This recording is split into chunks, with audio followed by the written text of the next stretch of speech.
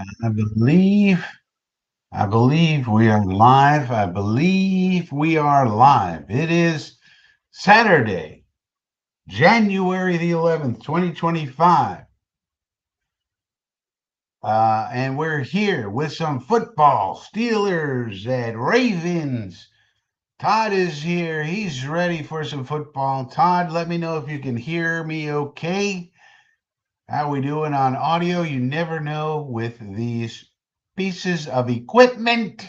They might work, they might not, no matter how many times you test them.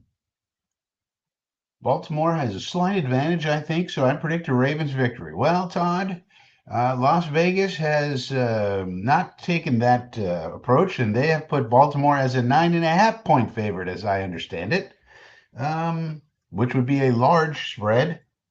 So they think they have kind of a large advantage, around 10 points or so. And that's kind of a big spread for two playoff teams. So we'll see if the Steelers can hang in there with them. We'll see. Todd says audio is good. All right, Todd, thank you very much. Now, in case you missed it, late breaking news the Houston Texans have defeated the Los Angeles Harbonies, and the Harbaughs and the Harberts and the Chargers continue to charger, and Harbaugh goes down pretty heftily. Now, they had a big chance to win that game early, and then they fell apart. They chargered, you might say, and Charger fans are going to say, wait a minute, this is year one of the Harbaugh experience. No problem. It's not a problem that we chargered in our first year in the Harbaugh experience because it's year one. We got to get rolling here. And but others might say, well, this is just the Chargers doing what the Chargers do every year. They get your hopes up. They look good, look like they might do something. Then they get to the playoffs. Oops, they get to the playoffs, and okay, no permanent damage. They get to the playoffs, and uh, they fall apart. So we got to see what Harbaugh does. That team needs looks like another wide receiver. They need a running back. Looks like they might need a pass catching tight end. They need some offensive weapons. They got a nice foundation there. And of course, Justin Herbert had a disappointing game. He threw for 4 interceptions. It's good, but you know, all right. So they had a flop, but it's year one. If this happens next year with these Harbonians, I don't think the Charger fans, to whatever degree they have a fan base, that's also in dispute. They're not going to settle for that next year. I mean, made the playoffs year one, okay, fine, and then they got bounced by D'Amico Ryans and the Houston Texans and everybody else. And you say, okay, well, the Houston Texans, they're a little battle tested. This is year two of the D'Amico Ryans experience down in Houston, Texas, and they've got their things all situated. They got the young quarterback, they got the receivers, they got everything. So their expectations should be a little higher than the Chargers for this year, perhaps. Um, so we'll see how the Texans do. A guy who's looking really good for the Texans is Derek Stingley, as he continues to get better and better, and perhaps as Sauce gets worse and worse. It's looking like perhaps the Jets should have taken Mr. Stingley as a cornerback in that draft because he is very, very good, taking the ball away multiple times, looking very Revis-like. If you watch him play, he's the guy that actually reminds you of Darrelle Revis the most out of all these cornerbacks, but that's neither here nor there. Now, the other latest news, of course, is that Mike Vrabel, we made him medically. Mike Vrabel looks like he's going to be going to the Patriots as predicted, and as I told you, as the news broke with Gerard Mayo, when it broke right after yeah, the picture flashing in and out. That's because of the background, Todd. This restream, it doesn't seem to handle backgrounds as well as like Zoom does. And I think StreamYard does a better job of the background. So I'm going to play around with it. It's really because of this background image that I have, which I prefer to use because right behind me, of course, is my makeshift audiobook studio. And who wants to see that, as a background? So anyway, that's what's causing that. and it shouldn't. I mean, Restream. Somebody from Restream is listening to this. You guys got to fix this. Like getting background solid. Zoom knows how to do it. StreamYard knows how to do it. You got to do it now. So that's really the cause of that. It's Restream, I believe. So I might go back to StreamYard. I'm not sure. That's actually one of the big negatives of Restream versus StreamYard. Those are the two big competitors for these type of live streams that let you carry on multiple channels. Of course, I'm on the YouTube channel. I'm on the X channel. I'm on the Rumble channel. If you are listening to this on X or Rumble, send in a comment to see if I can see it. Right now, for example, I'm just seeing the YouTube comments from Todd here. If I put it on Restream, yeah, that does. So even if there are X or Rumble comments, I don't think I would know that because they're not coming through. But if you're listening on those methods, send in a comment. Why not? Say hi to old Frankie. But none. So we'll just have to live with that, Todd. It's just the way it is. It's gonna be flashy. It's gonna be flashy. Gonna be flashy. Just the way it is. Nothing I can do about it. Unless you want to see the terrible background behind me, then it'll be less flashy. But I don't think that's the way to go. So there's not a lot of good options here, as far as right now. So anyway, as I was saying, as I told you, when the news broke that Gerard Mayo had been fired, if you guys were listening during the live stream of the Jets game, right after the game with the Patriots, as soon as that was over, and about an hour after that game, they fired Gerard Mayo. And as soon as that happened, I said, well, that means they've hired Mike Vrabel already. They had a deal in place with Vrabel. They got to go through the sham process that they did for the Rooney Rule, which they did very quickly and in sham fashion. And now the reporting is that they're hammering out the details, but the expectation is that Mike Vrabel indeed will be the next coach of your New England Patriots. So, that was expected, but it makes our division very, very tough, I must say. When you think about, we got Josh Allen and McDermott in Buffalo, we got the boy genius McDaniel with Tua and the Dolphins, and now we got Vrabel and May over in New England. So it's going to be very, very tough for the Jets to get their act together. JoJo is here. JoJo was a man from Tucson, Arizona. Yeah, we had a bunch of interviews today. We had head coach interviews. We had general manager interviews. We're going through all of our interviews, and it's looking like the Patriots are closing in on their man, and we're still going through our process. So we'll see what we come up with.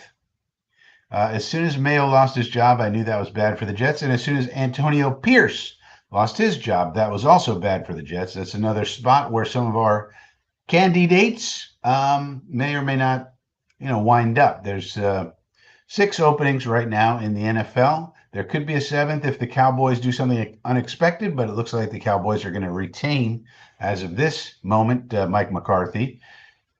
But 6, so, we had a bunch of competition. If Gerard Mayo, had kept his job with the Patriots, it seems like we had a pretty good shot at Vrabel. Seems like, from the reporting anyway, as far as we know. And so that's interesting, but it also is terrible because Mayo did lose, in fact, his job, and then, of course, Vrabel had a preference to go up to New England, where he played, a lot of his career, etc. And they have the young quarterback as well. So, yeah, tough times continue for the Jets. It's not going to get any easier. So that's the latest news, is that Vrabel looks like he's closing in on that job. And what's the other news item? I saw those. Oh, and Deion Sanders. So Deion Sanders is getting involved, perhaps with the Raiders, the Vegas Raiders. So if Deion Sanders were to get that job, let's say, because we hear Ben Johnson connected to that job, they could hire Aaron Glenn. That's who I think the Jets would want. Absent Vrabel. But let's say that the Raiders hire Harlan. The Jets do not have a good shot at Vrabel, from what I understand from the reporting. I'm not sure what you're looking at, Harlan, but the reporting now is they're closing in on the details for Vrabel with the Patriots, and that it'll be finalized soon, perhaps as soon as tomorrow. That's the latest reporting that I saw, Harlan. Unless you saw something different, let me know, Harlan, in the chat. The latest I saw was that Jordan Schultz reporting that they're just hammering out the details, and it's expected that he will be the new head coach of the Patriots. But things can change, things can change. Things can change on a dime. You never know in this crazy news world. Now, Sanders. So the interesting thing is, let's say the Raiders hired Deion Sanders to be their head coach. Let's say that happens, and that'd be pretty wild. But now, of course, Deion Sanders would want his son, Shador Sanders, to be the quarterback of the Raiders. Now this picture is looking pretty bad. Let me try to fix this video real quick. Maybe this will work better. No, it looks kind of worse. But let's say Sanders wants Shador to be his quarterback. So let's say the Raiders hired Deion, Coach Prime, as they call him, but he wants Shador to be his quarterback.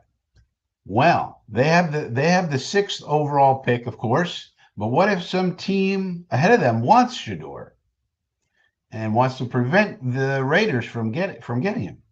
Would he pull an Eli?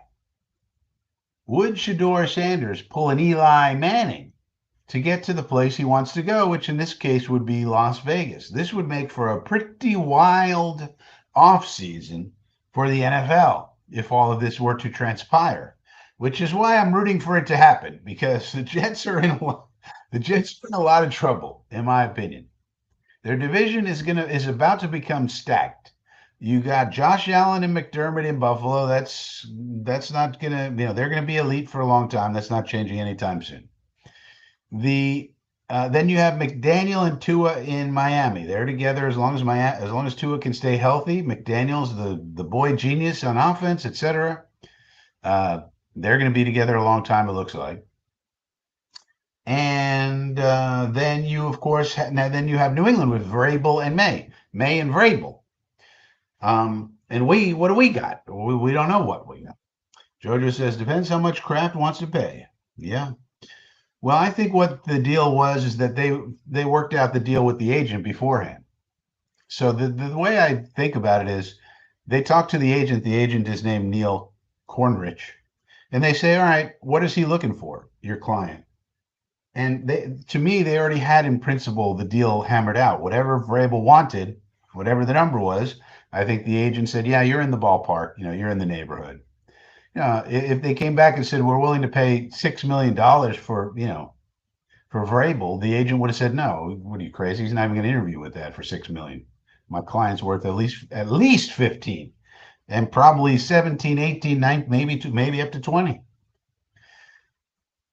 And whatever the number was acceptable to Vrabel before they even got going on this. I mean, that's the way I see it. And look how quickly they moved. They had the shambolic interviews with the 2 black candidates to meet the Rooney Rule in the same day. 2 people that were not exactly hot names, Pep Hamilton and Byron Leftwich. Nobody was talking about those guys. And all of a sudden they come out of nowhere. They meet with them on the same day to meet the Rooney Rule. And then soon thereafter, they're talking about getting Vrabel. So to me, the deal had already been consummated, or at least in general terms, I want these 5 things got to be in place. This is the salary level, et cetera, et cetera. And it was all acceptable to Vrabel. So I think that was all already acceptable to Vrabel. They went through with it. They didn't, no surprises came up, et cetera, et cetera. Justin Fields is now in at quarterback for some reason, Russell Wilson. So the game has started. 3rd and inches. Oh, 3rd and inches, that's why. So Justin Fields, 3rd and inches, probably going to run a quarterback power here. Here we have 12 personnel. Mike Williams on the field for the Steelers. No, not quarterback power. He does an RPO and just hands it off. Gets a first down. So the game has started. So you got the Steelers at the Ravens. Ravens heavily favored by 9.5 points, 12-5 on the season, whereas the Steelers 10-7, but losers of their last 4. So we'll see if the Steelers can pull an upset. It would be quite the upset, because at this point in time, the Ravens and Lamar Jackson and all these great players that the Ravens have on the team, but in particular Lamar Jackson, now needs to pretty much get to the Super Bowl to have a successful season. They're an elite team. They're always in the playoffs. Playoffs are not a problem. Lamar Jackson's been healthy this year, so that's good. But now he's got to go to the Super Bowl. Russell Wilson trying to find, I think, Mike Williams, incomplete on that one. That was Mike Williams indeed. Wilson off target there. So the Steelers got the ball first, and they did get a first down on their first possession here. So Russell Wilson now in the huddle. Second and 10, 13:30 left in the first quarter. Justin Fields, JoJo, he could be. Let me put these comments up. I'm going to overlay these. That way they'll pop up over here. Less of my face is the better. Justin Fields certainly could be in the mix for us next year, depending what happens with Rodgers. Now, that's going to be question number one for the new brain trust, what to do with the three amigos. Don't forget, it's not just Rodgers. So you got Rodgers, you got Adams, you got Lazard. That's the three amigos, I'm calling them. And you got to decide what to do with them as a group. You want to get rid of them all? Okay. You save some money on the cap, but then that's three roster spots you got to fill, including the quarterback. And so we could go with Justin Fields, but of course he's going to have other suitors as well. There's a lot of other places that are going to have basically the same idea we do. Like we can't get one of these top two quarterbacks. We don't like the quarterback class in the draft. We don't like the free agents. Let's try Justin. And so does he like our situation or not? Wilson scrambling. Van Noy able to catch up to him. Kyle Van Noy has been a very good player for the Ravens these last two seasons. The old veteran, wily vet. So fourth down, Russell Wilson not able to convert that third down. It was a third and medium, and Wilson not able to find anyone and tried to scramble for it, but came up short thanks to Van Noy hustling on that one, number 53. Nice tackle. Now they're going to have to punt, 4th and 4. So now Lamar will get the ball. La Marvelous Jackson on this one. So yeah, Fields there'll be competition because when there's a fumble-aya by the Ravens player, but gets it back out to the 5-yard line. That was not looking good there for a second. So they're not going to have good field position starting at the negative 5-yard line for the Ravens. Fields may stay in Pittsburgh. Yeah, he might stay in Pittsburgh. He might go somewhere else.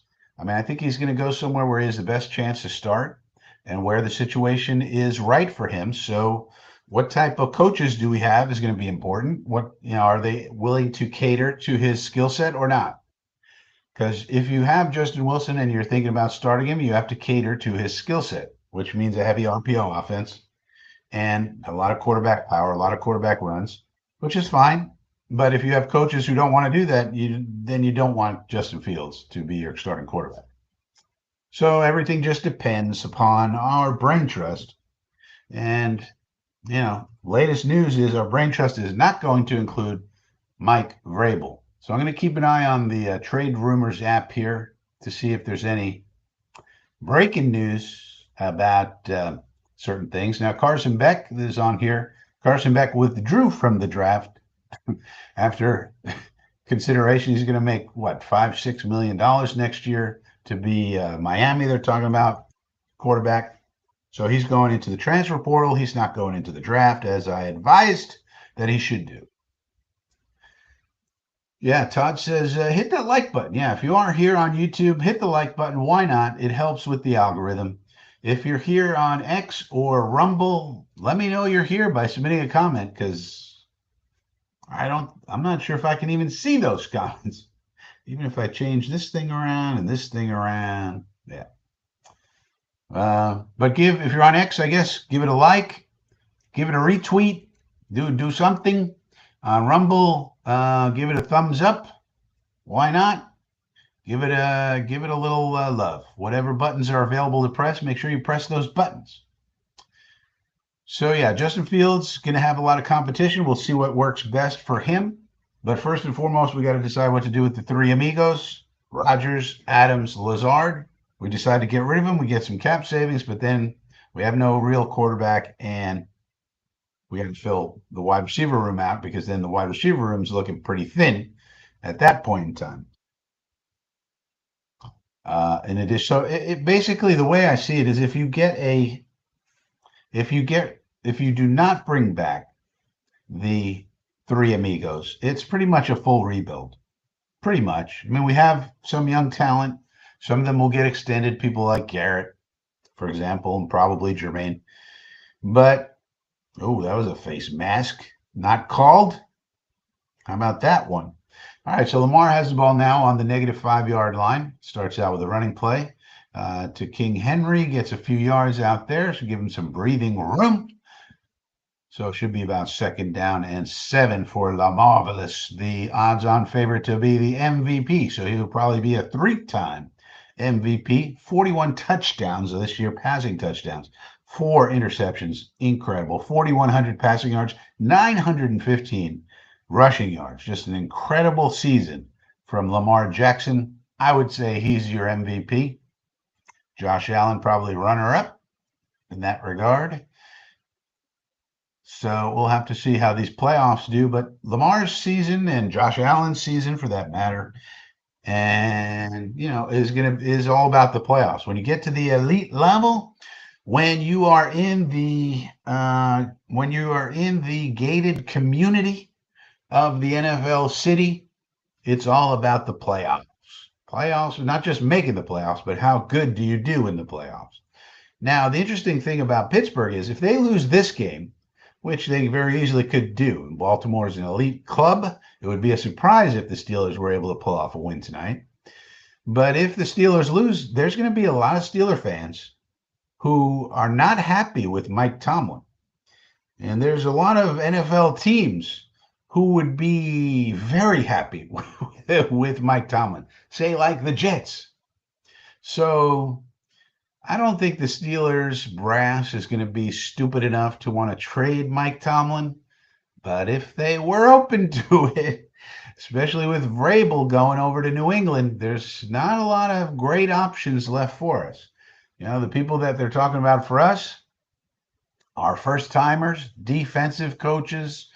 Each one have question marks and you don't know how they're going to do, really. So, that would be an interesting side note. Here's Lamar running for a first down. He's got it. No problem. That would be an interesting sidebar in terms of another loss for Pittsburgh, because they'll have then lost, I think, 5 games in a row to end the season, for one thing. And it'll be a long time since they had a playoff win. They get to the playoffs all the time. But in the post-Roethlisberger era, they they have not really made inroads in terms of the playoffs itself.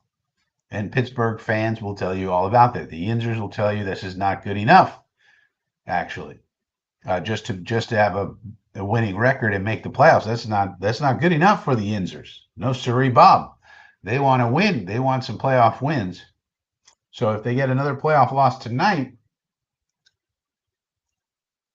could the Steeler brass be stupid enough to put Mike Tomlin on the trading block? Boy, wouldn't that be a development? Jets trade for Mike Tomlin. Can you imagine? Holy smokes.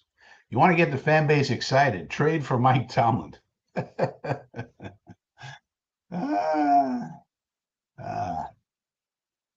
And here's an RPO by La Marvelous. Picks up about 9 or 10 yards there.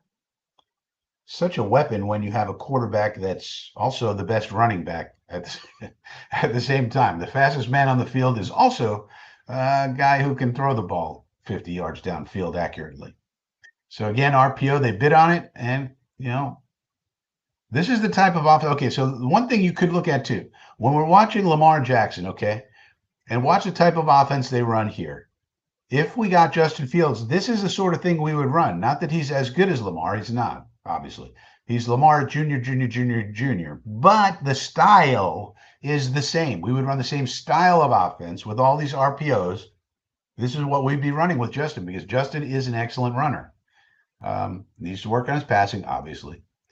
But this is the style of offense we'd run. Lots of RPOs. So if you're looking for what would it look like if we got Justin Fields next year, what would it possibly look like as an offense? It would look a lot like what they're running here in Baltimore. And you see right here, the negatives of it is, Lamar takes a lot of hits, like any running quarterback. You take a lot of hits, and your body gets a lot of wear and tear on it. That's sort of the negatives of it. And you see right here, he gets flung out of bounds. Not a dirty play at all, but this is what happens when you're a ball carrier, which a lot of times the quarterbacks are not. But in this type of offense, they are. So, that's something to watch when you're watching La Marvelous. We would have a junior version of this, with Justin Fields, that type of RPO kind of an offense. First down pass to Mark Andrews, 89. So they also have good tight ends. Zay Flowers, I don't think, is playing in this game, so that's a wide receiver they'll be missing in this ball game. But they do have two excellent pass-catching tight ends in Andrews and Isaiah Likely, very likely to catch passes.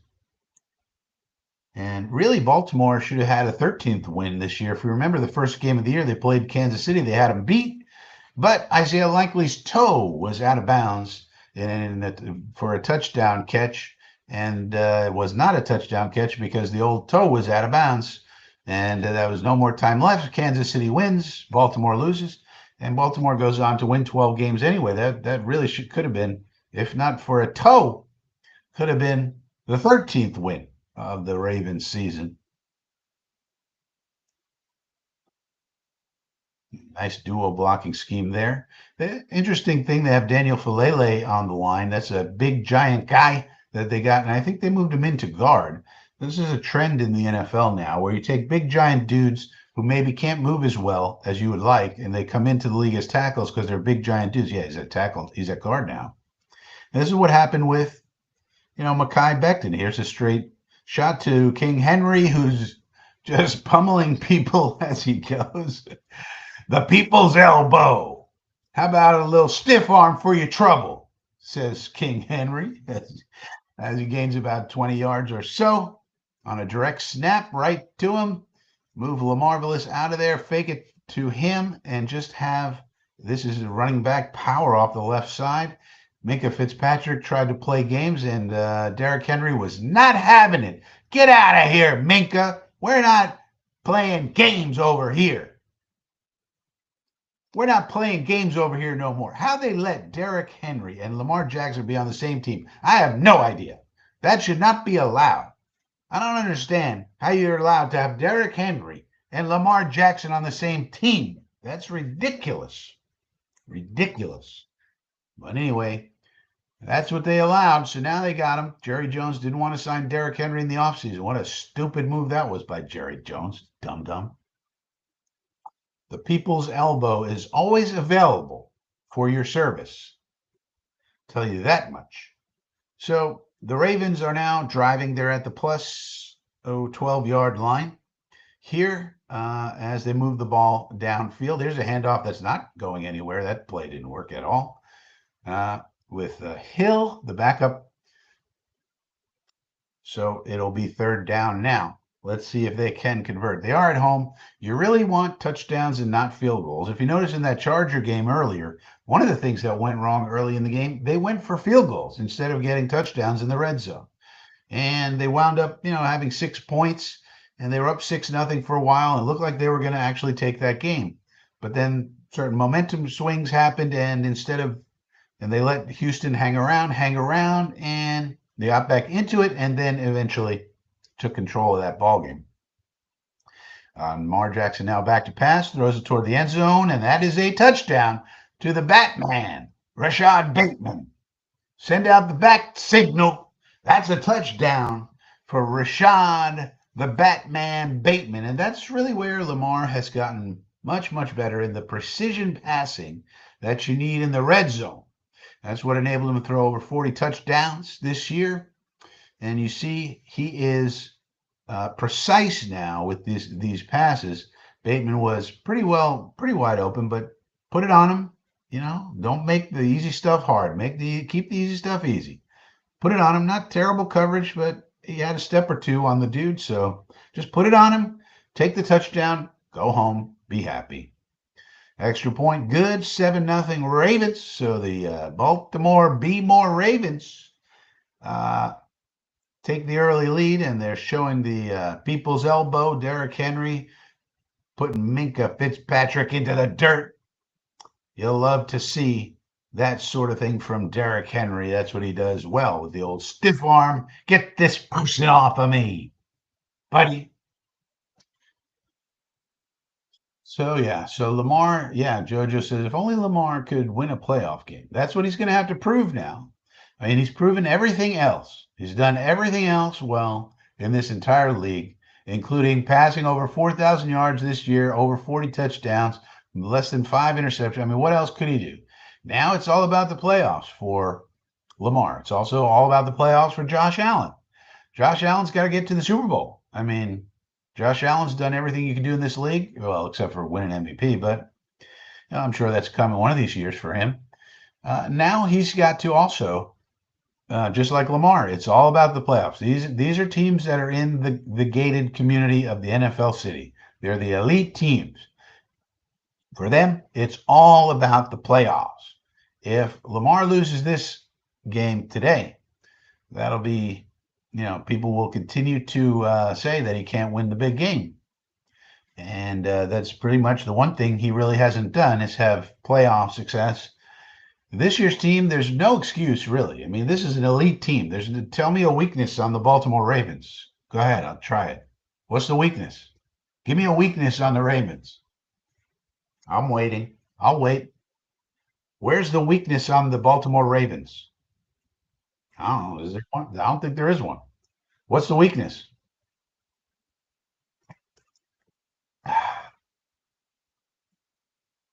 I'll wait. I'll wait. So when that's the case, though, then you got to win playoff games. I mean, you know, it's one thing for the Chargers to lose in the playoffs because it's year one of the Harbaugh era, right? No one's going to care too much that the Harbonians lost first year of Harbaugh. He gets them to the playoffs. That's good enough. Now next year will be different. But for year one, I think Charger fans, whatever degree they exist out there in the world, pretty happy. We made the playoffs year one of Harbaugh era. Okay, cool. We lost in the all right. We would have liked to win, but hey, not much we can do. We gave it our best. But we were not able to pull it off this year. And then next year the expectations will be different for Harbaugh. Jim Harbaugh, that is. They're showing John Harbaugh and Mike Tomlin on the screen right now. But that's why expectations, are different for each team. The Ravens, they got to pretty much go to the Super Bowl, or it's a terrible season for the Ravens. I mean, they're an elite team with elite talent all over the place. Yeah, Harlan says Ravens' weakness. The only thing is they can't win in the playoffs, right? And that's why. So you look at their team. There's no weakness. And therefore, if they lose, that's bad. I mean, somebody needs to start talking about this Harbaugh. If they continue to not be able to win in the playoffs, why aren't we talking about John Harbaugh in a negative light? I mean, they're talking in a negative light about Mike Tomlin. The man's never had a losing season in 18 years. Never had a losing season in 18 years. Won a Super Bowl. But now they haven't won a playoff game in a while. So now the Yinzers are upset with Mike T. And we see a flea flicker attempt, and then Wilson gets sacked. That did not look good. Now, the other thing you could look at here is Arthur Smith is the offensive coordinator of the Steelers. That's a guy that we're going to interview for our head coaching position. So you may want to look at this offense. What are they running? What are they doing? What are they trying to do? How does it look? Now, in that case, it was just some pressure by the Ravens who knocked Wilson off of his intent to throw there. And so that was not good. But, Arthur Smith, in terms of the offensive production here for the Steelers, hasn't been good lately. Russell Wilson also started out good this year when he came in for Fields after a few games. And then he's tailed off the last 4 or 5 or so. So Arthur Smith, I don't think any Jet fan is really too excited about Arthur Smith on our list, but he is coming in for an interview. So you may want to take a look, see what he's trying to do with Justin Fields. I mean, if we sign, what if What if Arthur Smith is our head coach and that enables us to get Justin Fields because Justin Fields likes Arthur Smith, or likes what he'll do with him, as a on the quarterback position. Third down, throw short. So you got to watch third downs with these quarterbacks. When they're throwing before the sticks on third down, that is not good quarterback play. And again, Russell Wilson throws, it's 3rd and 7, he throws a 5-yard pass and hopes that the receiver breaks a tackle or two. That's not good quarterback play. It's not. And again, so he was not able to break the tackle, and so now they got to punt again. It looked like a high snap there, but it wasn't. So there's a punt. And let's see. Now, Lamarvelous took him down from the 5-yard line before. Now they're going to start out from about the 15. So they had him pinned back with this great defense of the Steelers. They had him pinned all the way back at the 5-yard line. And didn't matter. Well, 95-yard drive for a touchdown. No problem for Lamarvelous.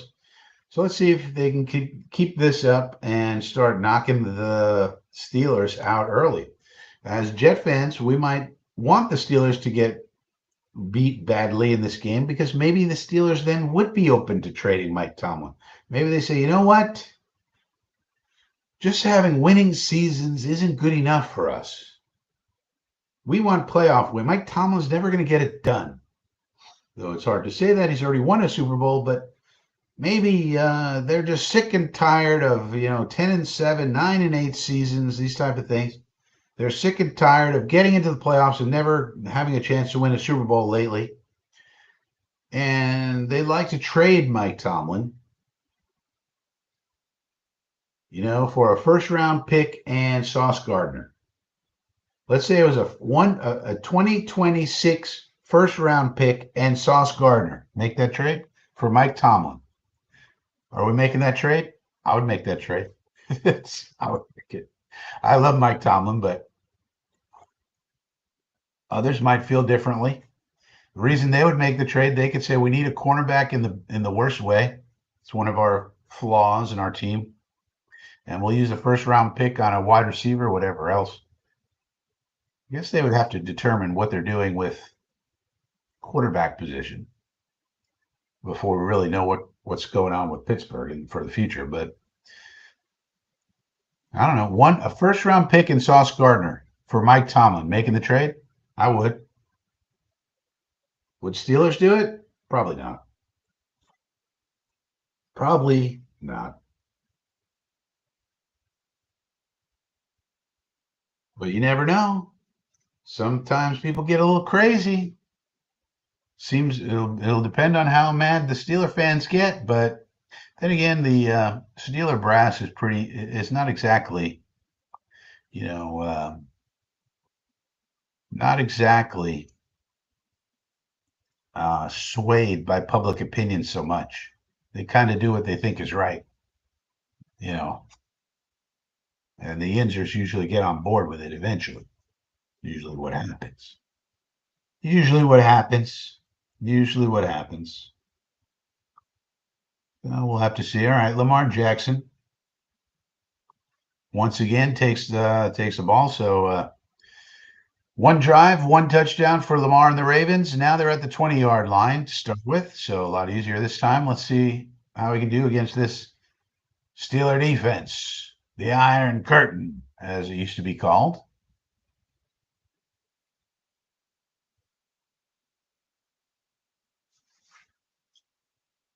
And they stop Derrick Henry on first down, so it'll be second and long now.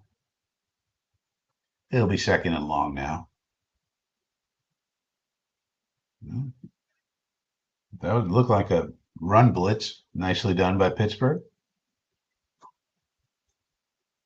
2nd and 9 now. All right, Lamar now back to pass. Looks for one of his receivers.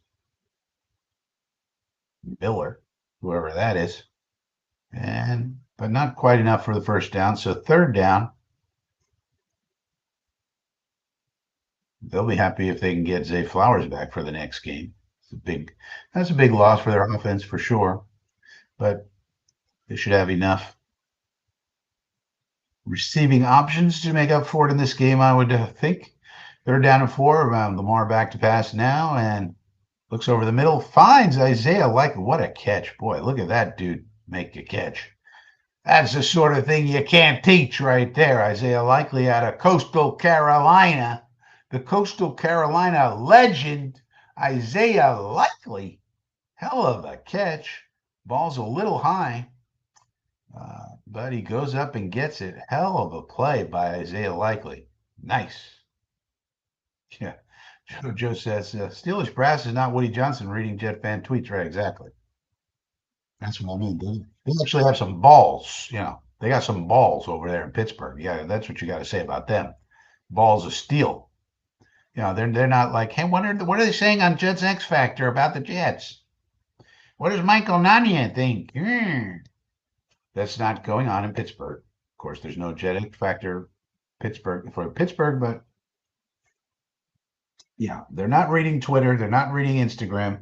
They're not concerned about people's Madden ratings. All right. They're not concerned about the articles on Jets X Factor.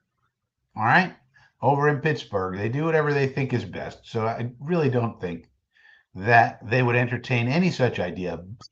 It is interesting. Perhaps they would do it. You've seen several. This is a screenplay that did not work at all.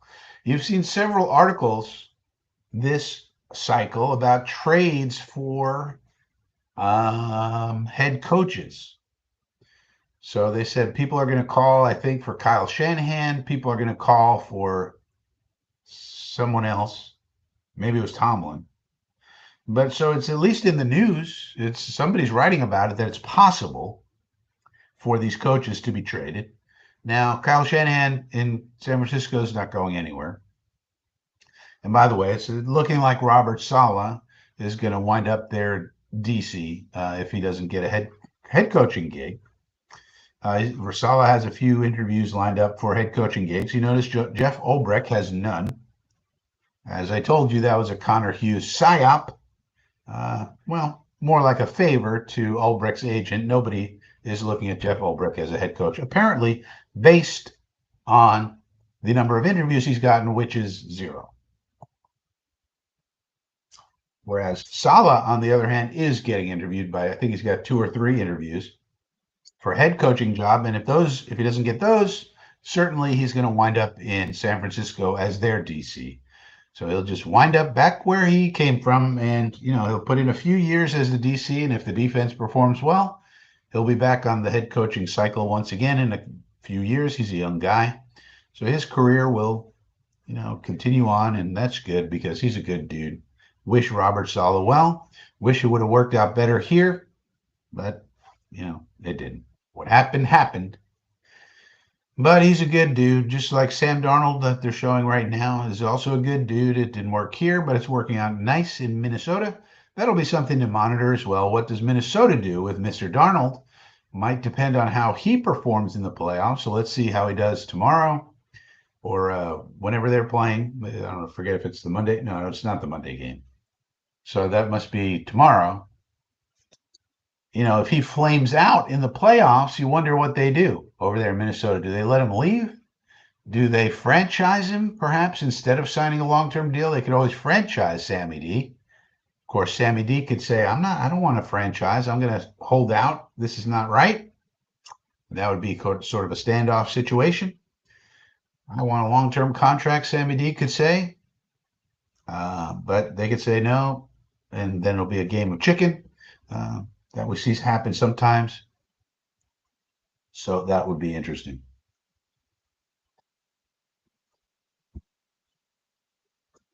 Let me know. Please hit the like button if you're on YouTube. Subscribe to the channel if you're watching this afterward or before or whenever. Hit the subscribe button. Hit all the buttons. Let me know if there's anything on your mind as we watch this ball game between the Ravens and the Steelers. Any questions come to mind? Any thing that you'd like to discuss of particular interest? All right, so the Ravens are now around the 50-yard lines, 3rd down and 12. Okay, they're doing a dump-off pass to the running back on 3rd down and 12. Not something I would really think would be recommended there, but okay.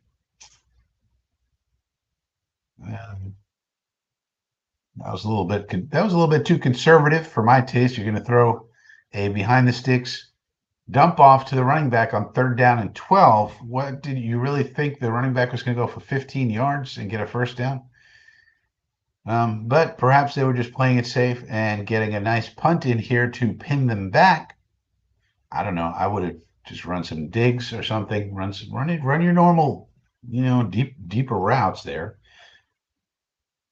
But they opted to play conservative and they punt it down and they cannot pin them back as it goes into the end zone. So that little gambit did not work, I don't think.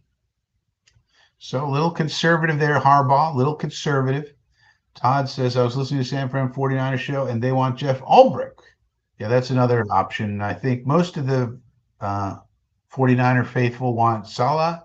If they can't get Salah, then they'll take Ulbrich. And then, Ulbrich is Salah Jr. Ulbrich is Salah but dumber. That's what Jeff Ulbrich is. So yeah, they're counting on Ulbrich or Salah, and they'll be happy with that. Either one would satisfy most of the 49er faithful, but I think if you polled them, you give them a poll, Salah would be number one. There's a lot of fan bases that are pining away for Robert Salah, by the way, as a DC, like the Bengals, for example. Bengal fans want Robert Salah. Packer fans, if they lose Jeff Hafley, which doesn't seem like they will, doesn't seem like he's a hot name right now, but he will be in the future. But if Jeff Hafley, for some reason, were to leave this season, Packer fans would want Salah to be their DC. Bengal fans really want Salah as the DC. 49er fans. So he's a hot name for DC. They look at it, okay, it didn't work out as an HC. Let's get a guy who's got HC experience, was a really good DC. They look at our defense and said, 2 out of the 4 years was a really good defense. And then the 4th year, he was let go. So they say, forget that. So then basically 2 out of the 3 years, they had a top 5 defense. Hey, let's get him. They don't know what we know, that unless Salah's going to change his philosophy, his defense has been exposed. Now you can address the way it's been exposed through really good personnel, but you better have 8 or 9 or 10 really good defensive linemen if Salah's going to run his wide 9, 4 down front. You better have that kind of personnel or it's not going to work. Even if you do have that personnel, it's pretty much been exposed, mostly by first, I think probably by Mike McDaniel was the first one to really start exposing it. But you also need to have a quick trigger. It helps to have a quick trigger quarterback because you also then have to pair, the duo blocking scheme with the short quick passing game. Then it helps to have yak monsters on that one. So 3rd and 2, they throw a 1-yard pass, and that's a curious choice. They're fighting over the spot here, and looks like they're short, though they might have to measure. Very close. Interesting choice on 3rd down and 2 to throw a 1-yard pass. Interesting choice. Why these people don't throw passes beyond the sticks, I don't know. But they don't. That's close. They got a good spot. Why aren't they challenging the spot? I don't know. But they don't, and now it's a puntadero again. So now back to Lamar. See, if I was Tomlin, I would challenge that because I don't want to give Lamar the ball back again. Steeler offense has done nothing. So this, again, Arthur Smith is not putting a good resume on tape here for head coaching positions, for this cycle. And who knows how many, I would have challenged that. Who knows how many interviews he's going to ultimately get. We put in a request. We don't know if he's going to actually interview or not, I don't think. So, yeah, that's where we are. If you look at somebody like a Brian Johnson, for example, not Brian Johnson, Ben Johnson. Who's Brian Johnson? Ben Johnson. Ben Johnson, he's been putting on some very good tape, which is his resume. The last few games that I was watching, it's like, man, this dude is in his bag, dude. And same thing for Aaron Glenn as well. So we'll have to see how it all plays out. We'll have to see. Checking trade rumors to see if there's any late breaking news. Nope. Nope. Nope. Nope.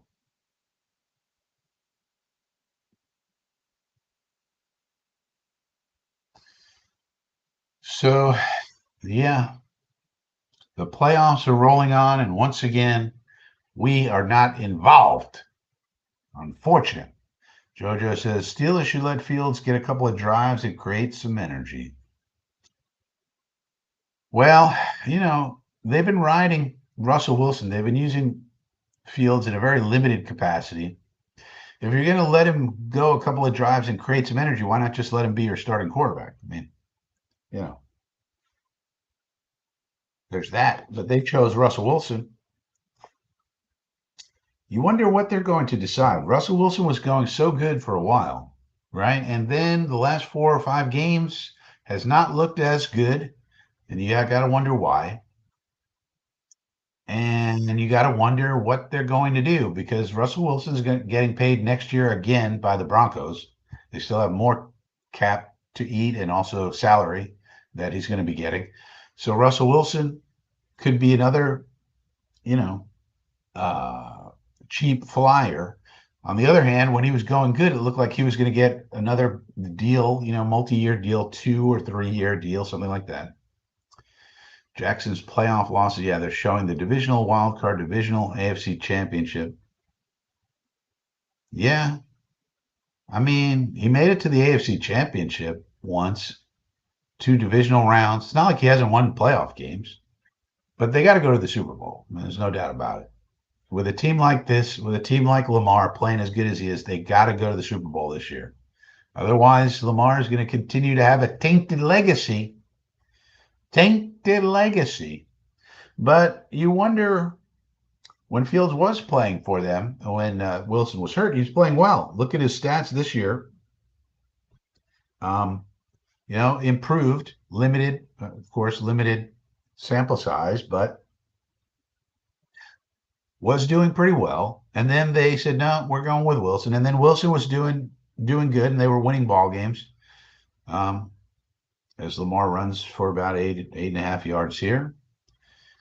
He'll be short of the first down, so 3.5 yard here. But now he's fallen off. So, what do you do if you're the Steelers? You already said Fields isn't the guy. He did not beat out Russell Wilson. So how much confidence do you have in him? If you had all this confidence in Justin Fields, the game John Hepburn is on Amazon. This is an Amazon game, buddy. Flip on Amazon. If you're a member, you can watch it. So, if they were so thrilled with Justin Fields, they would have kept him as the starter.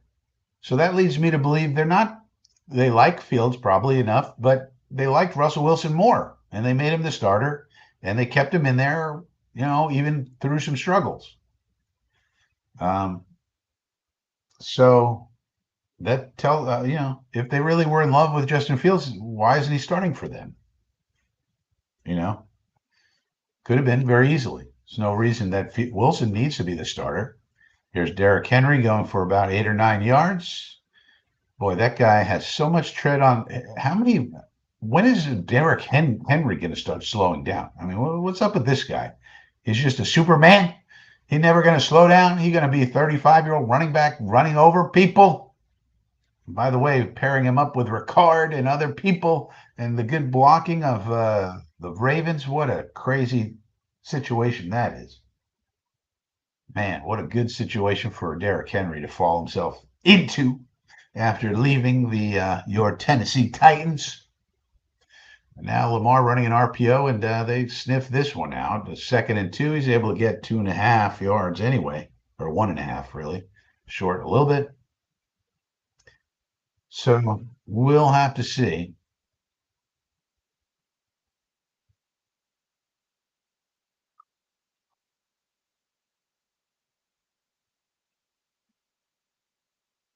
Nice play by 41, diagnosing it. Backfilling on the RPO mesh point.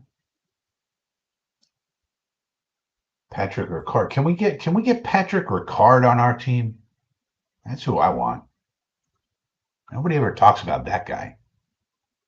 How integral is Ricard to the success of the damn Ravens? That dude is a stud.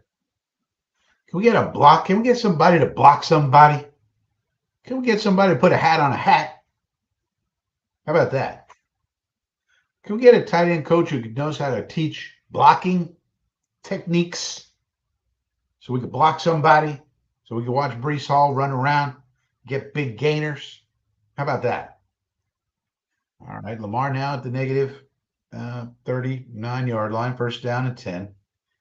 Again, the Ravens have been able to move the ball pretty well, but they're only up 7 points.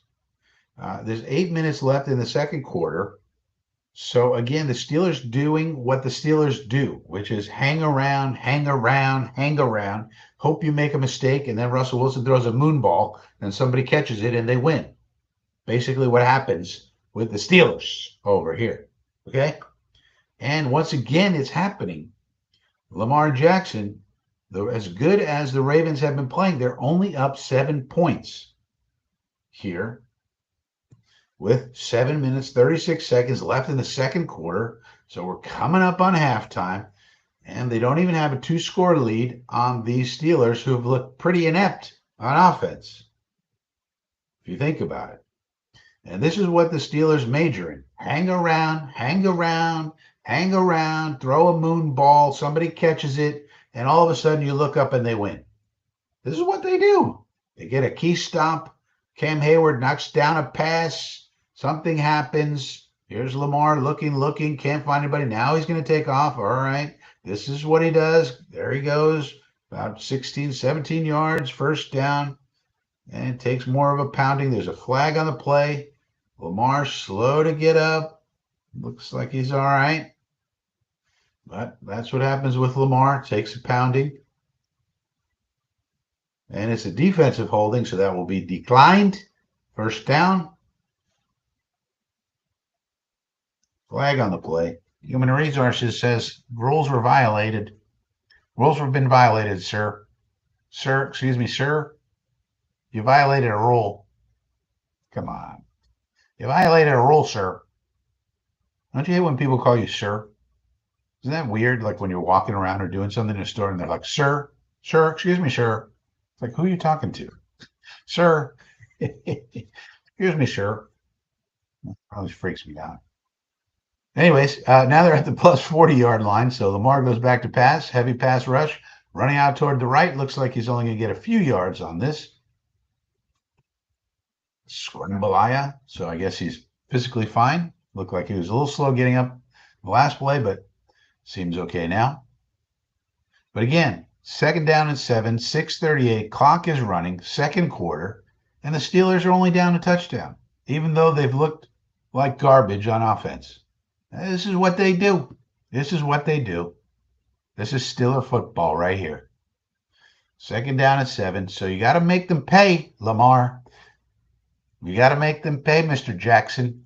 Let's go. L. Jack. Yeah. RPO again. Jackson. Is there a flag or something? I don't know. Looked like he thought there was a flag or something there.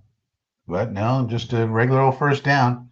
Lamar Jackson at 50% speed is still faster than 90% of the NFL.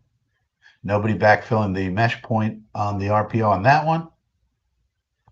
And there was a lot of room as the end crashed down. So obviously Pittsburgh teaches the end to crash on those meshes. And then they want a safety or somebody, a linebacker, to fill. Sometimes they do, and sometimes they don't. So you just never know. You never know. Never know. Daniel Folele, the big guard now. Not quick enough to be a tackle. Move him to guard. Kai Becton, Daniel Folele. Get a big old guard out of it. A big old guard out of it. Daniel Folele. All right, second down and 7 now. 4:57. Clock is moving. Ravens ahead 7-0 as they're at the plus 25-yard line. Here's a pitch to Henry, goes to the left side, down the left sideline to the 9-yard line. So big gainer from King Henry, number 22 on the play, as he continues to pound the ball down their throats. Is Cam Hayward is looking tired, like he wants to come out of the ball game. Patrick Ricard on the field, likely blocking. Patrick Ricard, looking Isaiah Likely. This is a pass-catching tight end who can also block. How about we hire the tight end coach from the Ravens, teach somebody to block somebody, so we could get running plays like this. All right, Ricard on the move now. Hand it off to Henry again, gets through the line and in for the touchdown. King Henry, pay dirt, pay the man. Jerry Jones, you could have had this young man, but you chose not to pay him, and now you see him scoring touchdowns in the playoffs while your team has been decimated and not in the playoffs whatsoever this season. Derrick King Henry, they can beat you with the pass. They can beat you with the RPO. They can beat you with the run game. Just run it up the gut. A nice duo blocking scheme, a gap run. Just why not? Just beat it down their throats. Extra point up and good. All right, 14-0. That's what they needed to do right there. Establish this dominance. Get another stop, kick a field goal, go into the halftime feeling good about your chances here. As these playoffs roll on. If you missed it earlier, the Chargers did what the Chargers seem to always do. They chargered, and they choked away a game they were controlling pretty handily early on. But then the tide turned, the momentum changed, things happened, and Justin Herbert threw 4 interceptions against your Houston Tejanos, and the Tejanos took home the win. And so sent the Harbonies back to California. Get out of here. Get out of Texas, you Californians, they said. And yeah, so D'Amico Ryans having a nice career as a head coach. Having a nice career so far as a head coach. Another playoff win for D'Amico Ryans. So they move on. Chargers move out. Get out of here. Harbaugh's got to figure out what to do for next year. Maybe get another wide receiver. Get maybe a running back. Probably needs wide receiver or two to help out Justin Herbert, Justin Herbaugh. He needs some wide receiver help, probably. I would anticipate their first-round pick being wide receiver. Maybe a nice Luther Burden for them would be nice for the Chargers. A nice Luther Burden, perhaps a Xavier Restrepo in the second round, something like that. Something like that. Lad McConkey needs a little help. They got one. That's for sure. Lad McConkey's a stud. But they need another one. They probably need another two. Yeah. They need Luther Burden. They need a Xavier Restrepo type. Yeah, they need something. So, yeah, they're talking about Mike Tomlin's playoff losses.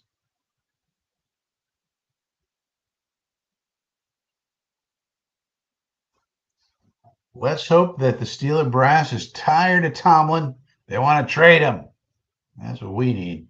Because it looks like we're not getting Vrabel.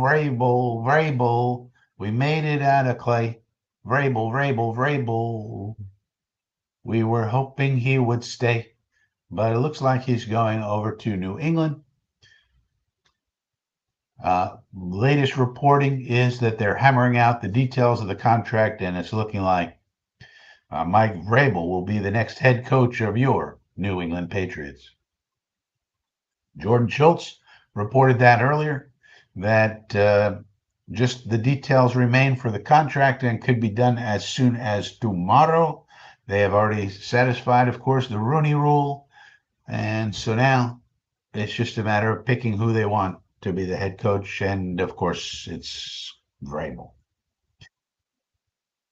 All right. So as the Ravens take control of this game, 14-0. Let's see if Russell Wilson can get the Steelers back on track. Throws one out to the left, and it's about a 7 or 8 yard gain. So that's a good way to start the drive. Getting George Pickens involved is always smart. Maybe get him even more involved as we're counting down. We're sort of in a 4 minute quick offense, not a rush, not in our 2 minute turbo, but we do have to kind of keep things moving at a brisk pace here. Probably a 4 minute offense. Dumps it down to the running back Warren, picks up the first down. So they don't have to rush, but they should be a little bit moving a little bit more briskly as the time is running down on the first half. They would like to get off the goose egg and get it within one score by the end of the half here. Pickens, now Wilson is off the field. Justin Fields is in, number 2. So we'll see if they're running an RPO. We got a tight split formation. Yes, RPO with a throw on it. Fields almost gets sacked, throws it away, so that didn't work out. So if Arthur Smith thought he was going to put together some sort of amazing game resume here, so far it has not turned out that way. Fields using the RPO situation here. He keeps it. Didn't seem to fool the emoles, the end men on the line of scrimmage, and had nowhere to go with it. Was going to get sacked, so he threw it away. All right, now Russell Wilson back in, 2nd and 10, 3:01 left in the second quarter. Baltimore up by 14 points. Russell gives it to the running back Warren. He gets stopped behind the line, stumbles forward for a couple of yards, so it'll be 3rd down and long. Let's see if Russell Wilson's able to convert this. You want to judge quarterbacks on how much they are able to convert on 3rd and 4th down, especially 3rd down and long, which this is with 8 yards to go. He's in the shotgun, and now there is a timeout by the Ravens. So they apparently were not set up properly or something was going on, so they called timeout. Smart to do. Better to get your ducks in a row, and if you're able to stop them here, then you can get the ball back with plenty of time to go up by 3 scores. Why not? Step on their necks. Let's go. That's what we really need to happen. If you're a Ravens fan, that is.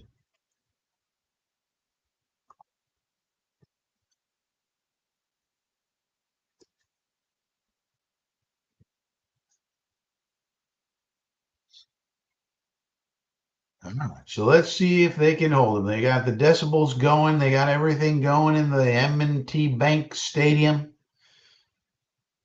Empty banks should not be empty, but sometimes I guess they are. All right, Steelers now going with 11 personnel, as you would expect, in a 3rd and long situation. They motion the running back into the backfield. He's in the shotgun. Now he's going to look to his right, looking center, and going along down the right sideline. Does he have a receiver? He does. It's Pickens. There's a flag, though, and I think he pushed off to get himself open because he was not open initially. But with a little push off, I think he got himself open. I think they're going to nail him for it. Offensive pass interference. Yes, sir. Good call by the officials. You can't push a guy away just to get yourself open. That's not allowed in the rules, George. Sorry. Sorry, senor. Good release. And you see Marlon Humphrey right on him. Got the head turned, going for it, and he pushes him away. And you can't do that. Right there. Yep. Good call. Nice try, George, I guess. You could try it, but Marlon Humphrey had great coverage. Look at the technique of a Marlon Humphrey. Look at our defensive backs. They'd be grabbing, they'd be holding. Look at the technique on Marlon Humphrey. Look at the technique. Check the technique, as the kids say. All right, now it's 3rd and 18 as the clock continues to move. Russell Wilson back to pass, dumps it off to Freiermuth. So this is not going to go anywhere and going to be 4th down. So with 2 minutes to go, you might have wanted to call a timeout there before the 2-minute warning. That way you kind of get an extra stoppage, but then again, you'll have 2 minutes or so, slightly less than 2 minutes. You'll have 2 timeouts, 2 times out, and maybe get a field goal, maybe get a touchdown, take some shots. Why not? Why not?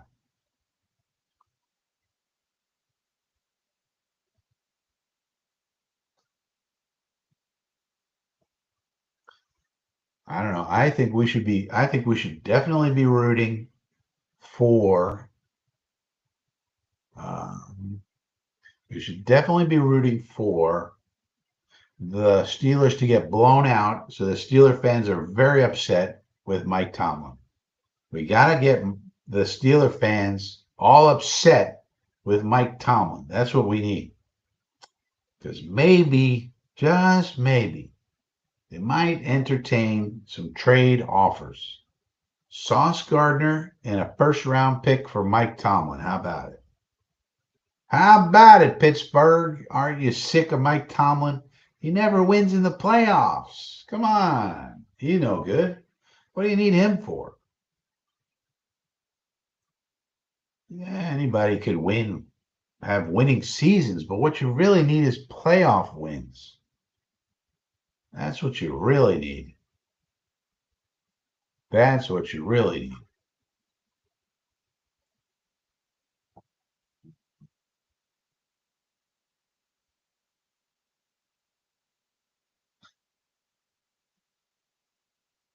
So I say, let's go, Lamar. Let's beat him down. We need him beat down bad. We need Tomlin down bad. That's what we're looking for. That's the narrative we're looking for around here. Because we'll take some winning seasons. We'll take making the playoffs. We'll take our chances. That would be an improvement over what we've been doing, for sure. Give the fans some hope. Give the fans something to cheer about. You know, give the fans something to cheer about. That's what we definitely need. All right, no late breaking news that I can see. Pittsburgh won't fire or trade Tomlin. Well, that's probably true, Harlan, but we can dream. We can dream. We can dream. Let's hope the fans get so upset that they demand that the Steelers get rid of Tomlin. He's been here too long. I mean, how long is the guy going to be here? What does he get to stay for 40 years? I mean, come on. We need somebody new around here. We need somebody new on the south side. That's what we need. Need somebody new on the south side. You know, maybe they could get Sarkeesian or Marcus Freeman. A young guy. Get somebody young in there. We got this old guy sitting around, never win a playoff game. Let's get something else. And that's why I said we gotta get a blowout here. Let's go, Lamar. Let's get 2 more touchdowns this half. I do a handoff to Derrick Henry. Come on, let's throw it. Let's do some throws. Monken. What about Todd Monken? How come we're not interviewing Todd Monken, Jeremy? Todd Monken. He's the offensive coordinator of the Ravens. What are we doing, Monken? Why are we not throwing the ball? Why are we playing conservative? Let's go. We got to step on their throat, Harbaugh. What are we doing, Harboni? What's going on? We're running the ball. We're letting the play clock run down. What are we doing? We're playing it conservative? Hand it off to Henry. This is conservable. Why is conservable being played here? This is stupid. Because we're stupid, Jeremy says. Well, that's for sure. Todd Monken. Well, he's not getting a ton of interviews. You know, one thing about Aaron Glenn, he got 6. There's 6 openings. I think Aaron Glenn is the only one who got 6 interview requests. If I'm not mistaken, maybe there's 1 or 2 more. I don't know. But Aaron Glenn, one of the people who actually could become our coach, I think probably the Saints are going to grab him. But Aaron Glenn got 6 interview requests out of 6. He went 6 for 6. Can't do better than that. 6 openings, 6 requests. Can't do better than that. Todd Monken, I think I've seen his name maybe once, maybe twice. So maybe got 1 or 2. So what about all the other teams, Jeremy? Why aren't they interviewing Todd Monken? The Monk Man must have turned us down before the request. That's possible. He probably, when they were doing the vetting, he could have said, I'm not interested. So we didn't put in a request. It's possible. But why wouldn't he be interested? Woody Johnson, well, there's a lot of reasons not to be interested, actually. Harlan says, since 1969, the Steelers have had 3. I know. It's crazy, Harlan, isn't it? They've had so much stability. But, the Yinzer fans, I'm telling you, I live there, guys. They are very upset with Tomlin. They're not happy with him. As amazing as it may seem to us, the Yinzers are not happy with Tomlin. I'm just telling you, I live there. I know. I walked past their facility almost every day. We talk about the facility. I lived very close to their facility. Walked past it on my, health walks almost every day. So I'm very in tune with, well, I used to be, what's going on with Pittsburgh. And they're not happy with Tomlin. Believe it or not, the fans, that is. The Yinzers, they're not. Believe it or not. Jeremy says, it's wild, and I think Glenn might like us best. Yeah, we don't know. We have seen some positive things in the press that he's very, very interested. But he might want to go to New Orleans. Now, don't forget, Aaron Glenn is a Southern kid. I think he's originally from Louisiana, if I'm not. Is he from Louisiana or Florida? Aaron Glenn might want to go to the South. Might not want to deal with these winters up here. A lot of these people from the South, they like to go back to the South eventually if they can. It's a totally different world. But yeah, Glenn is definitely a possible one. Now we're throwing the ball. Should have been doing this before, Monken.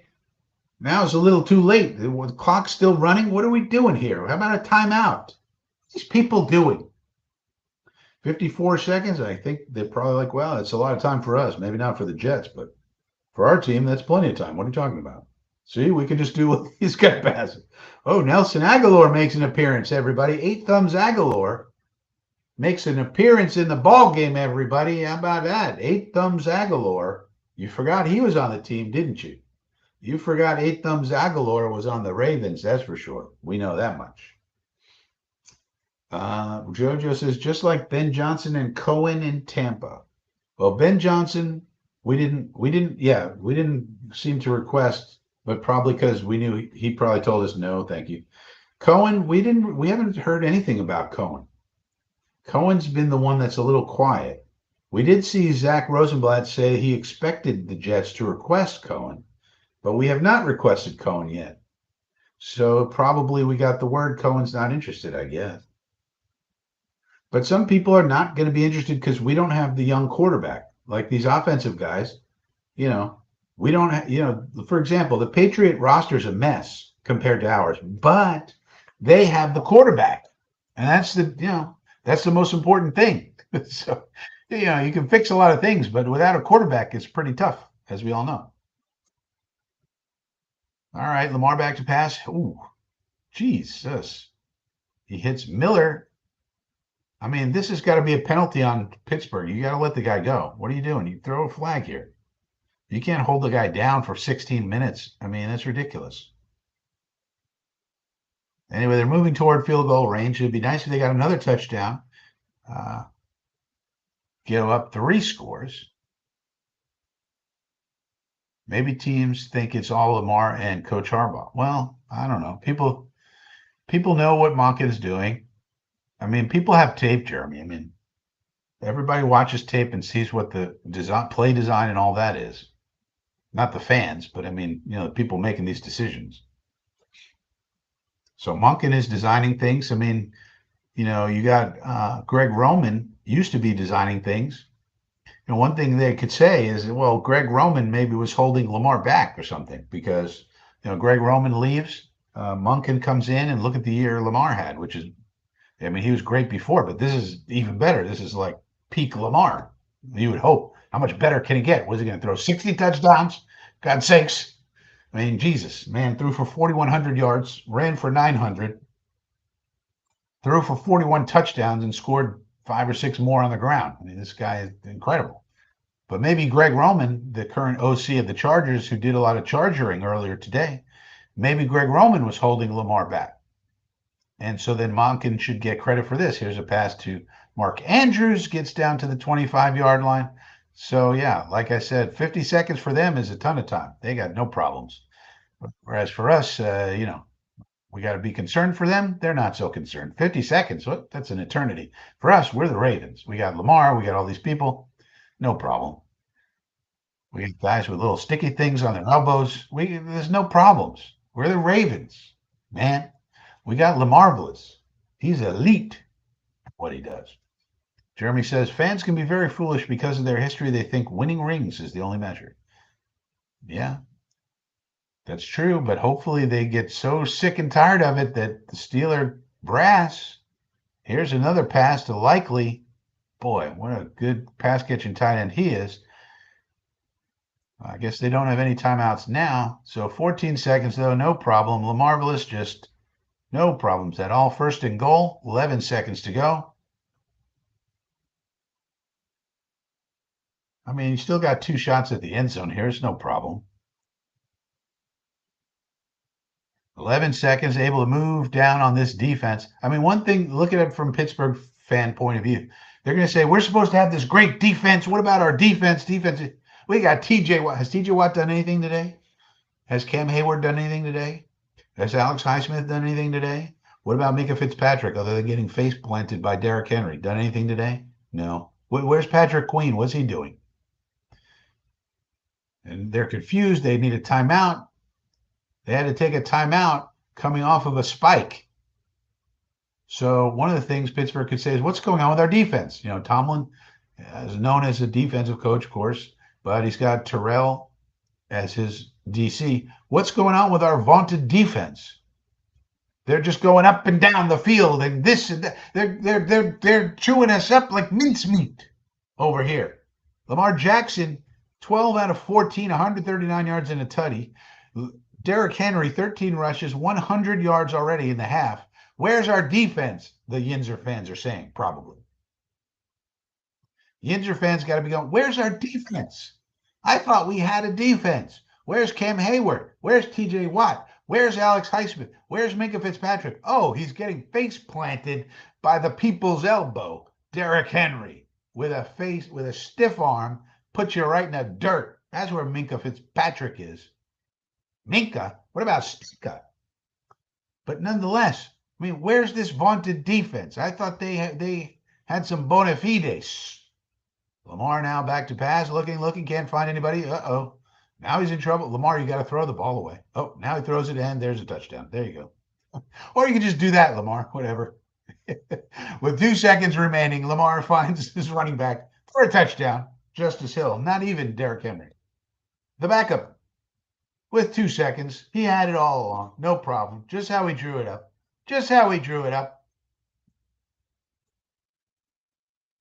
And now they're going to go down 3 scores going into halftime. Now let's hope this continues. Let's make the Yinzer fans crazy. Let's make them start going nuts. Let's get rid of Tomlin. We hate Tomlin. Tomlin's a dunce. You know, that's what we want him saying. We got weapons like George Pickens and Pat Fryermuth. We can't use these weapons. Uh-oh, Lamar injured. Looks like he's hobbling a little, maybe. No, he's just going into the locker room a little early. Just heading into the locker room 2 seconds early. No problem. You know, but the reality is, of course, this Ravens team, as it presently constituted with Henry and Lamar and everything else, very difficult to deal with. But Pittsburgh fans aren't going to hear this. They're going to say, we lost all these games in a row. Our defense can't do anything. We chose Russell Wilson over Justin Fields. We were winning with Fields. You know, who's this Moonball Wilson guy? We need something else. And of course, that'd be wrong, but that's what we want them to say. Yeah, we know Tomlin's a good coach, Harlan, but we want them to be upset about it. We don't want them to be rational. So that we see, so you see, so that we can get this coach. You see what I'm saying, Harlan? We got to come up with a scenario where we get this coach. Because, if Aaron Glenn goes to New Orleans and Brian Flores goes to Las Vegas, who do we got? Tell me. Who? Who do we got? If Aaron Glenn goes to New Orleans, Brian Flores goes to Las Vegas, and Ben Johnson goes to Jacksonville, who do we got? Who's left? Go ahead, tell me. Who we got? Go ahead, tell me. We're going to hire Brian Greasy? Huh? We're going to hire the University of Maryland coach, who I actually like, but not appropriate for head coach of the Jets. Would love to have him on the staff, actually. But we're going to hire him. We're going to hire Josh McCown. Jet 41 says, guy's never been higher than a quarterback coach. We're going to hire Josh McCown. Why does he want to come here? We don't have a quarterback for McCown to stake his claim to. We have no idea. People are talking about McCown coming here as an OC. I saw it proposed today, like the grouping could be Grigson for GM, Flores for head coach, and McCown for OC, even though we're interviewing for him for a head coach. But that he's the quarterback coach of the Vikings right now. So that could be the grouping. All right, I'm happy with that. But McCown as head coach, we have no idea what McCown is as a head coach. No idea. Could be good, could be bad. We have no idea if he wants to come here. We don't have a young quarterback to build around. McCown could be good, but why would he want to come here when he's got Darnold and or McCarthy in the Vikings at the Vikings? And what do we got? Exactly. What do we got? Tyrod Taylor?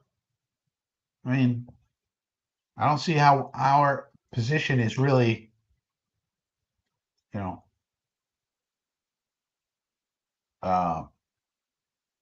attractive for a guy like that. So Jet 41 says, didn't Grigson destroy the Colts? Yeah, that's the one guy I don't want, Jet 41. But we interviewed him today, and this is something that Connor Hughes said he heard about. So that's why it's being floated, Jet 41. I do not want Grigson at all. He destroyed Andrew Luck's career, basically, by not getting an offensive line, and had a terrible drafting record other than taking Luck, which was a no-brainer. And he got like two other good players, and that was it his whole time there. So yeah, Grigson's the one guy I do not want under any circumstances, but he is with the Vikings. And so the idea would be, let's get the Viking trio because they all know each other, would work together, Grigson, Flores, and then McCown as the OC, which would be a step up for him because he's a quarterback coach. So that would be the idea with that. But I would not like that idea. I'm just telling you what's been reported. Grigson is the one I do not want. All these other names I could see, they seem fine. There's nothing, for the GM. I don't have many feelings either way. All these GMs that have been floating about and that we've interviewed, they all seem fine to me. But the one guy I don't want is Grigson. And just our luck, that's who we're going to hire. That's who we're going to hire. Terrible. Terrible. Harlan says, I don't want Flores or Gruden. I mean, it gets pretty thin, Harlan. After Aaron Glenn, it gets pretty thin. Glenn, Flores, probably the top three. If you polled Jet fans, all if you could do such a thing, probably would have went Vrabel, Glenn, Flores as the top three, and probably heavily favored. Let's say Flores goes to the Raiders. That's been rumored. He has ties to Brady. Let's say he goes there. Gruden has not had interviews with anyone, so he's not in the mix. But let's say Aaron Glenn goes to New Orleans. He has interviewed there. He has ties there. He coached there. He played there. Uh, so let's say he goes there. Where does that leave us? There's not a lot of options. Swamp Ranger says hire Todd Monken. We're not even interviewing Todd Monken, Swamp Ranger. So you can't hire someone you don't even talk to. I don't think he wants to come here. I'm pretty sure we put the feelers out, and Todd Monken is not coming here. We were just talking about this, Swamp Ranger. And so Todd Monken is not on our list. So I am keeping a running list. There's lots of these around, but if you want to check out community tab on this channel, the Frankie from Flatbush channel, I am keeping a running tab of all the people we are interviewing as far as when they, as far as we know, when they come out in the press as reported. Sometimes there could be things happening that don't get reported, but all the ones that are reported, I'm keeping track of on a community tab post if you want to check those out. But if you do check that out, Swamp Ranger, you'll notice Todd Monken is not on there. And that's something I was saying earlier. It's like Todd Monken, you look at what's going on with Lamar Jackson this year. He's already won 2 MVPs. Okay. So it's not like he was bad, not exactly like he was bad before. But this year he took it to another level, right? So somebody advocating for Todd Monken could say, well, this is because of Todd Monken, and that what's his name, Greg Roman, who's now the OC for the Chargers, who did a lot of chargering today against the Texans for interceptions for Mr. Herbert. He's the OC over there. So maybe he was, keeping Lamar from achieving this elite status. He already won 2 MVPs, so kind of hard to make that argument. But now you have this season by Lamar, and look how, he had an incredible season. 4,100 passing yards, 900 rushing yards, 41 touchdowns, 4 interceptions, 5 other rushing touchdowns. This dude, he's the MVP, and just had an incredible season.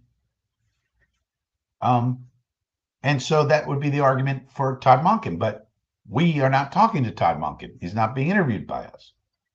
And Harlan says Monken wouldn't come to the Jets. I guess he wouldn't, because I'm pretty sure in the vetting, when 33rd team was helping us do vetting, I'm pretty sure they contacted his agent and said, of course you're going to be on the list here.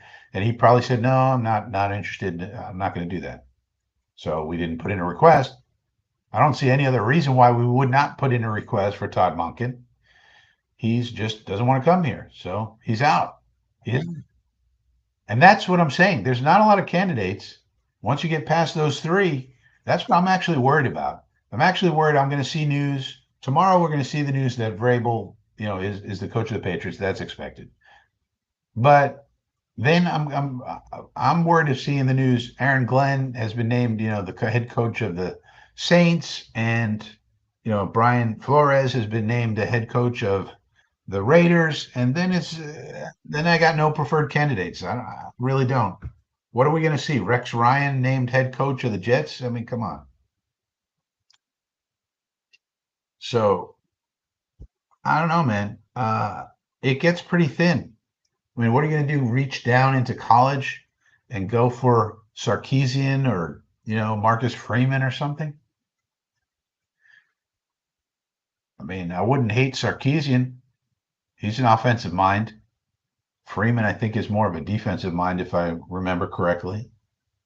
Though he's doing a good job at Notre Dame, obviously. But I wouldn't mind going for Sarkisian. But Sarkisian, college coach again. What are we going to do? Go the Matt Rule route? So there's not a lot of amazing options in this cycle. Once you get past those top 3, 4 guys, you could take a swing with McCown, I guess. If those 3 are gone, I guess you would just kind of say, screw it. Let's try,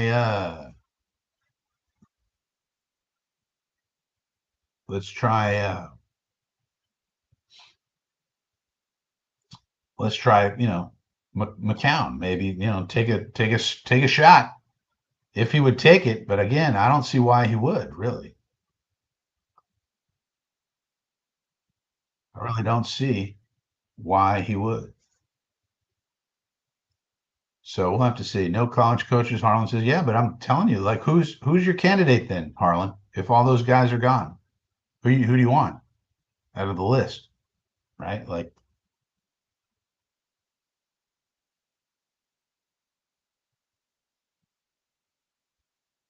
who's who do you got then, Harlan? Who's your guy?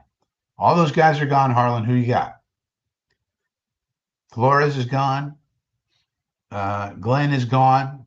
Vrabel gone. Who's your guy? McCown? We're going McCown. I mean, smart guy, offensive minded, well regarded, well liked, well thought of by everyone, pretty much. Interesting. I mean, interesting candidate because for the McCown, yeah. So like the last few years of his career as a player, he was more like a player coach. So there's that. Plus, he actually has high school coaching experience. He was coaching high school football when he was still playing, if you can believe that. And and then he's gotten into he was with Carolina. Now he went with that route, and then now he's with Minnesota. So he's gotten to learn from Kevin O'Connell. I guess if all those guys are gone, we just throw a Hail Mary with McCown. Yeah, I think you're right, Harlan. That's what I think. I think that's the only. Now, who else are other people going to hire McCown? Who's a threat out of the six to hire McCown? Because who are the Bears going to hire? Seems like they would want Cliff Kingsbury, but Kingsbury, I don't think is going to. I think Kingsbury is going to stay in Washington. Who are they going to hire? Pete Carroll or Ron Rivera? I mean, who are they going to pair Caleb Williams with? If you're the Bears, your number one priority has to be Caleb Williams, right? You can't go the Justin Fields route again. You got Caleb Williams. You got to make it work with him, right? So who are you going to pair Caleb with? Pete Carroll? Uh, they might want McCown. They might say, oh, actually, if all those other options, Ben Johnson doesn't want to be here, Cliff Kingsbury doesn't want to be here,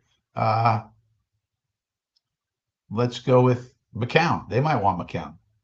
Then if McCown's gone, let's say McCown goes to the Bears. Now who we got, Harlan? Now where are we? It gets real thin. It gets real thin. Let me know in the chat if all the top guys are gone. Vrabel's gone. Flores is gone. Ben Johnson's gone. McCown's gone. All these people are gone. Who you got? Maybe Carroll could come to the Jets. Carroll has not been connected to the Jets at all. So if we could have talked to him at any time. He's not. Oh, is there a new Reacher season coming? Yeah. Reacher season 3 is coming. Yes, February. Awesome. You guys Reacher fans? Any Reacher fans in the chat? Any Reacher fans in the chat? Jack Reacher series? But Carroll, we could have talked to Pete Carroll at any time. He's not associated with any team. We don't have to wait at all. And we have not. So either he put out to us, no, I'm not interested in that, or we're not interested in him for some reason. Otherwise, why wouldn't he be on our list already? So it's a pretty thin rule once you get past the top 3-4 guys. That's why the worst thing that could have happened to us was Gerard Mayo getting fired and Antonio Pierce getting fired. Those two things happening were very, very bad for us because those were the big Vrabel landing spots. And if those jobs didn't come open, it's very possible, according to the reporting, that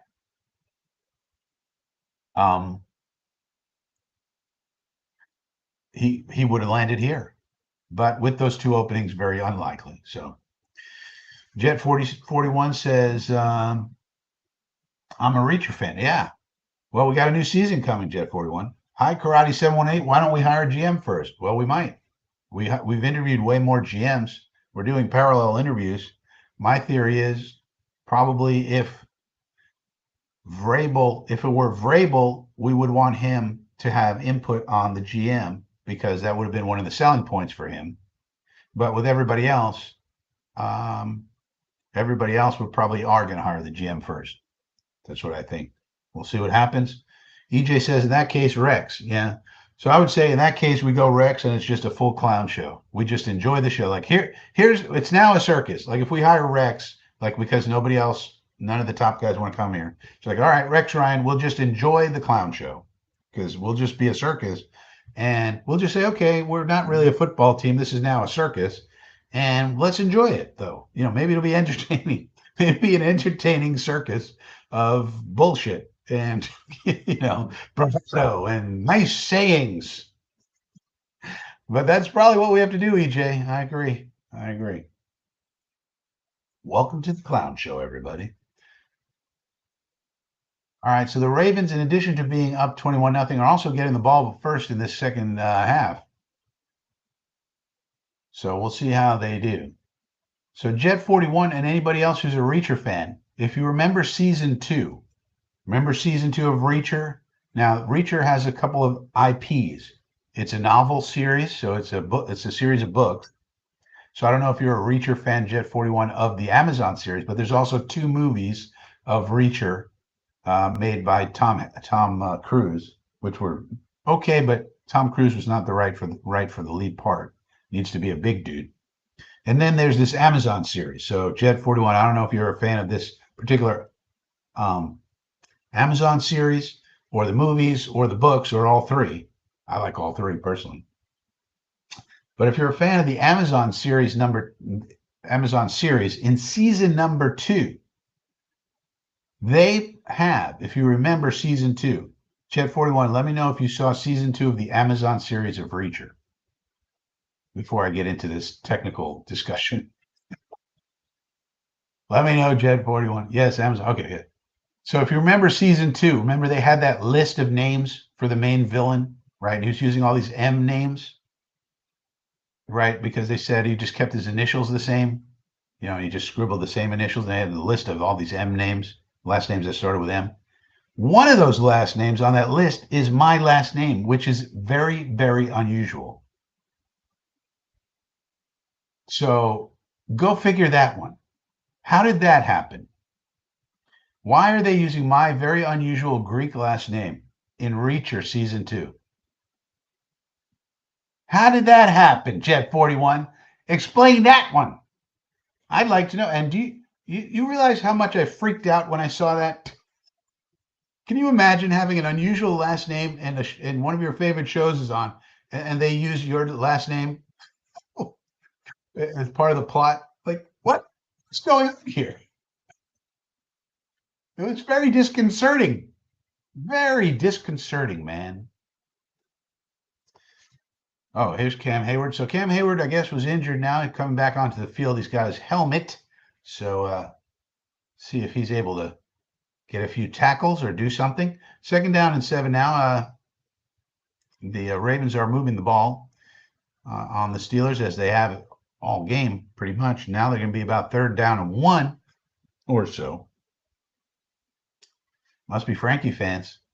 Yeah. I actually have a theory as to how it happened. I went down a rabbit hole, Jet 41, researching. Like, I wondered, do any of the producers know me, right? From one of my past lives? Like, right? Like, does the executive producer know of me from one of my past lives or something? Could he have crossed paths with me somewhere?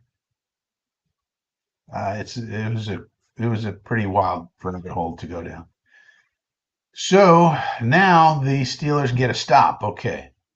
So 3rd down and 1. Now it's 4th and short. It's around the midfield. So is Harbaugh going to be aggressive or conservative here? 4th down and no, looks like he's going to be conservative. If it was Dan Campbell, he'd say, go for it. Screw it.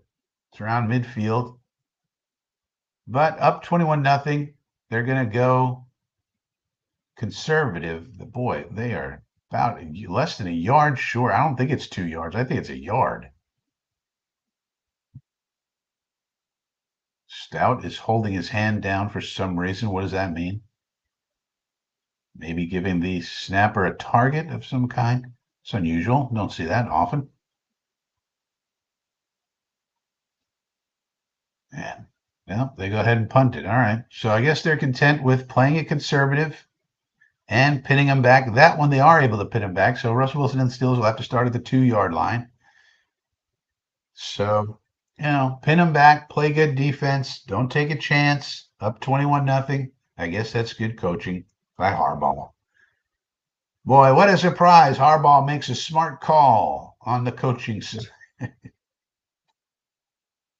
Dan Campbell would have been like, let's go for it. Screw it. Aggressive. Let's be aggressive. Jeff Ulbrich was, let's be aggressive. Yeah, we want to be aggressive, but you don't want to be stupid, Mr. Ulbrich. Jeff Ulbrich. How many interviews has Jeff Ulbrich gotten so far? 0. That's our head coach. Fire our head coach and put him in charge. Then when the next cycle comes around, he gets no interview requests. 0. Aaron Glenn went 6 for 6. Jeff Ulbrich went 0 for 6. What does that tell us? I don't know. I don't know what it tells us, but what I do know is we really don't have a lot of options for the head coaching side. Once you get down past the next 3 or 4. And for the general managers, of course, again, the only one I don't want is Grigson. That's been mentioned. Everyone else is like, that's fine. That's fine. But Grigson, probably the one who's going to get it then. And then who's Grigson going to hire? Who knows? Who knows?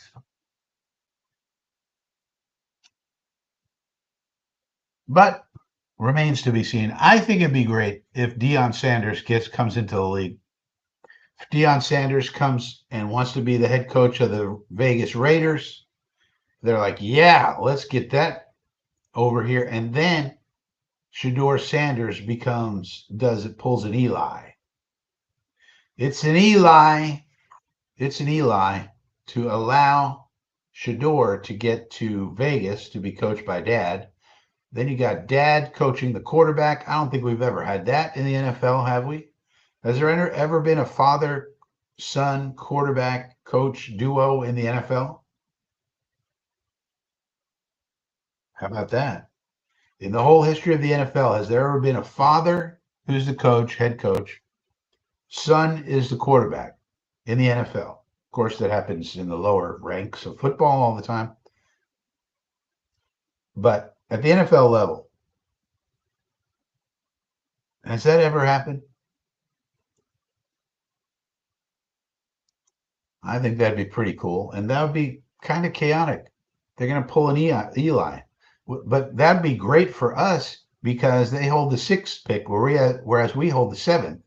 So that would ensure that Shedeur goes before the Jets, which we want to have happen. Now, that being said, if we don't keep Rodgers and the 3 amigos, then we might be in the quarterback market. And it's a whole other story. And it's a full rebuild. But if we keep the 3 amigos and it's not a complete rebuild, then we're not in the quarterback market, and we want one of those defensive guys, probably. In particular, Abdul Carter, but we probably can't get him. That dude is a stud. Anybody watching the college football playoffs? Keeping an eye on Abdul Carter? That dude is a stud. I want him on the Jets so bad, but we're not gonna be able to get him. I don't think. He might be the first overall pick if Tennessee could find a quarterback otherwise. Or maybe the second.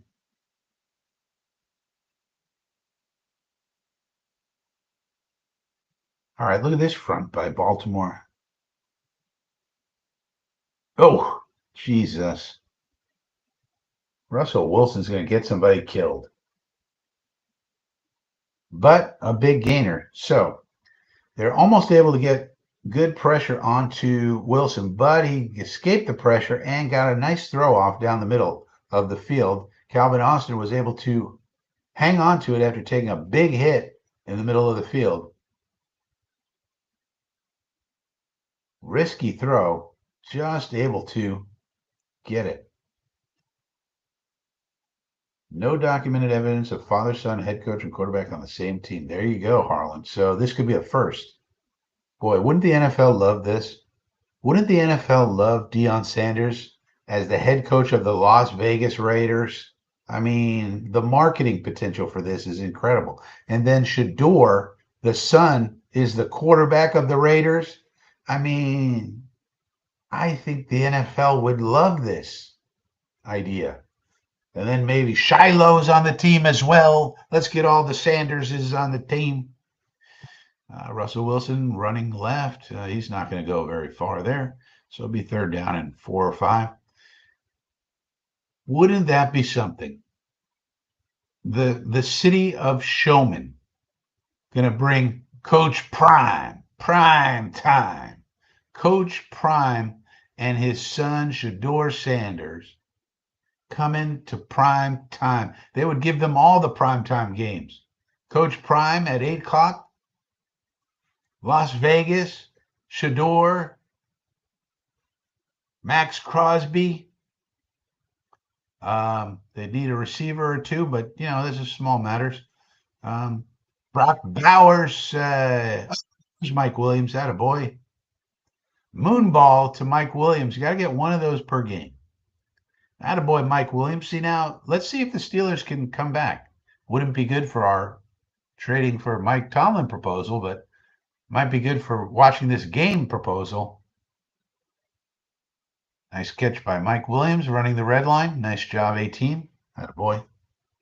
Russell Wilson moonball right there. Boom. Nice job.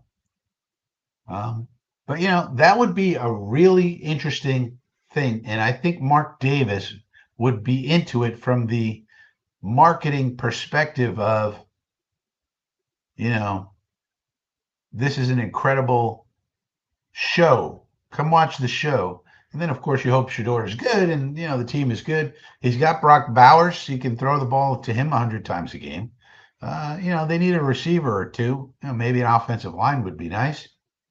They need a bunch of things, but you got Christian Wilkins coming back. They got Max Crosby. They got a couple other high draft picks on the defense. So, maybe Coach Prime could turn the whole thing around. And that would be really good because then that would be another team that hires a head coach who's not on our top 3 or 4 list. So that would be another aspect of it. And then there's the whole aspect of, well, he's got to get him drafted at number 6 to the Raiders. So telling all the other teams, hey, listen, if you draft him, he's gonna pull an Eli on you. He's gonna pull an Eli. So don't take him because he's not going anywhere but with old Pops. That would be something. Why not? I mean, Las Vegas has been a black hole of football entertainment here lately. Can't get the quarterback right. Can't figure it out. After the Gruden departure and all that messiness and nastiness, there's a touchdown for the Steelers. Attaboy. Russell, let's bring him all the way back. Van Jefferson. See, so one of the things you might see more of is like, we're going to pin them down. We're going to pin them back. And we're going to play it conservative.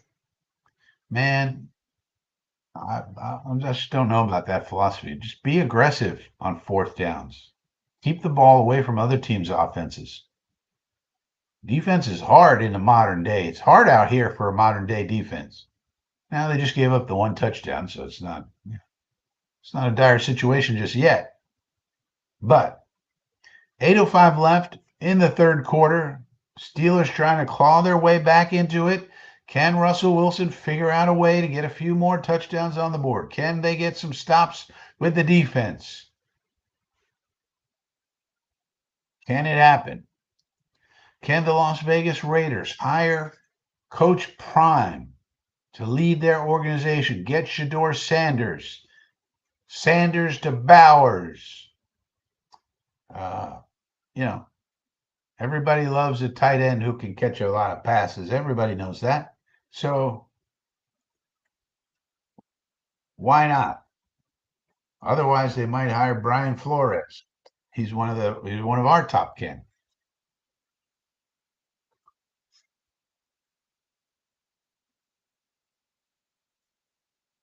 But yeah, so there we go. That's what's going on. That's what's going on right now. Chargers charging.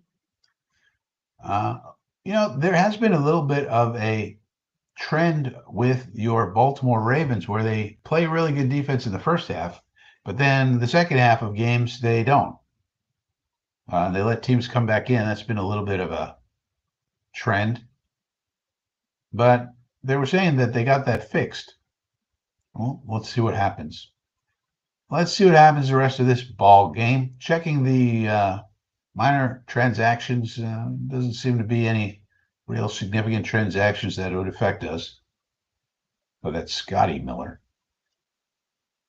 Good old Scotty Miller. Scotty Miller will probably be in the NFL until he's 60 years old. This is the type of guy that like Scotty Miller, he's on that squad. It's like, how's he on this team? I don't know. Who knows? When did they acquire him? No, I don't know. He's around. Scotty Miller is always around. If you want him on your team, you can get Scotty Miller any point, like a community wide receiver. Yeah, anybody can use Scotty Miller. Scotty, you want Scotty Miller? Yeah, you got him. You don't even got to pay him money. He's good. Pittsburgh can get back into the game and maybe even win. Yeah, it's possible, Harlan. It's definitely possible. You never can tell with these football games. That's why we watch them. That's why we watch them. But yeah, I think Coach Prime, Shador, Shiloh, bring the whole thing. Bring it to Vegas, the ultimate showman town. Bring the whole Coach Prime show to Las Vegas. It was reported today, in case you don't know, was reported today that Coach Prime is interested in the Las Vegas Raiders job opening.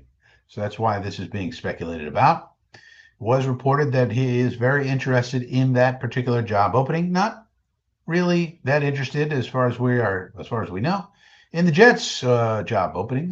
Not surprising, not everybody's going to want to deal with Brick Johnson and Madden ratings and Woody Johnson screaming at Mike White after a very tough loss and saying he sucks, which is not what you want to do if you're a leader. Not what you want to do if you're a leader.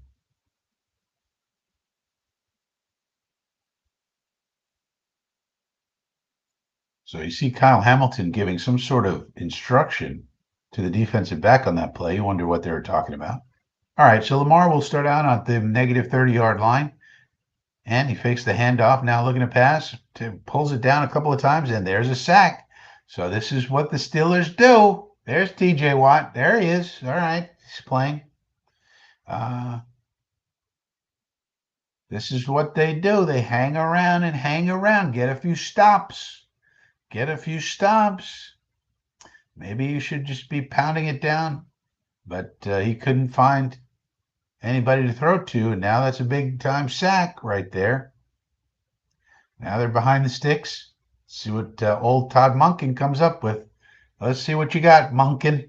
2nd and 20. Let's see what Todd Monken has on 2nd down and 20. Lamar looking to pass, flushed out to his right, throws and finds whoever that is. Number 16, Wallace. Mike Wallace? No. Some Wallace guy. And they pick up 21 yards. So there you go. Good job, Lamar. Is that on Monken or is that on Lamar? He rolled out to his right, found a receiver, 21-yard gain on 2nd down and 20. Rolls out.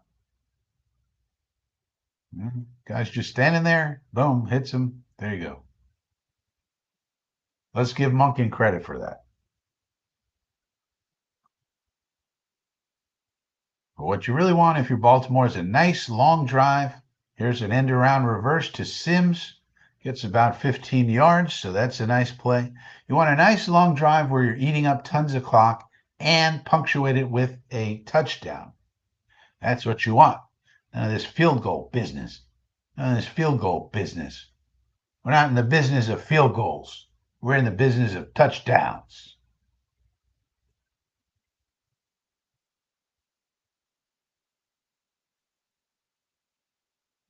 That's what we're in the business of. We're in the business of touchdowns. All right, Lamar now at the plus 45-yard line. He's got 11 personnel, and they're going to run out of it. And there goes Derrick Henry. Bye-bye. Bye-bye. See ya. Well, he didn't chew up the clock, but can't argue with a touchdown. Long touchdown run by Derrick Henry. The man is unstoppable with this offense. So now they'll go up 3 scores once again, and he's got, what, 150 freaking yards on this defense alone, plus whatever Lamar's put on him. So no bueno for your defense, Mr. Tomlin. I mean, Derrick Henry, when it's all said and done, is going to probably have over 200 yards in this game. That's not going to look good on the resume. That's not going to stand up well with the Yinzers. Nope. No siree bomb. They're going to say, how are we letting Derrick Henry? We know we got to stop him. He's the number one guy. We got to stop him. We can't stop him. Get rid of this Tomlin guy. He doesn't know how to stop Derrick Henry, the people's elbow. Greatest stiff arm in the history of stiff arms. Anybody got a better stiff arm than Derrick Henry in the history of football? Anybody got a better stiff arm than Derrick Henry? Hard to think there's anybody with a better stiff arm than Derrick, the people's elbow, Henry. He's the best. But yeah, I mean, now it's going back to the Jets. I mean, we could hire the GM first. Let's say somebody said, what about hiring the GM first? Okay. Let's say we hire the GM first. So let's say it's, I don't know, Mike Greenberg or whoever. I don't think they have a separate list of head coach candidates that are different than what everybody else has. I don't think they have a secret list of head coach candidates that nobody knows about. So it's going to be the same group, pretty much. I mean, who else can it be? Is Mike Greenberg going to be able to pull Liam Cohen here? Maybe. Maybe that's a way to get Liam Cohen here. Maybe he goes, all right, if Greenberg's over there, fine. But I think Cohen's really looking at it like, I kind of need a quarterback, would prefer a young one. I got something going on down here with Baker. No, we got a good offense down here. If I'm going to go somewhere else, I kind of need a good young quarterback. Probably the thinking, I would think. Otherwise, I'll just stay here. I can put in a few years. I'm young, relatively young. These coordinators make good living. There's no reason to get into a bad situation right away. Just wait for a good situation.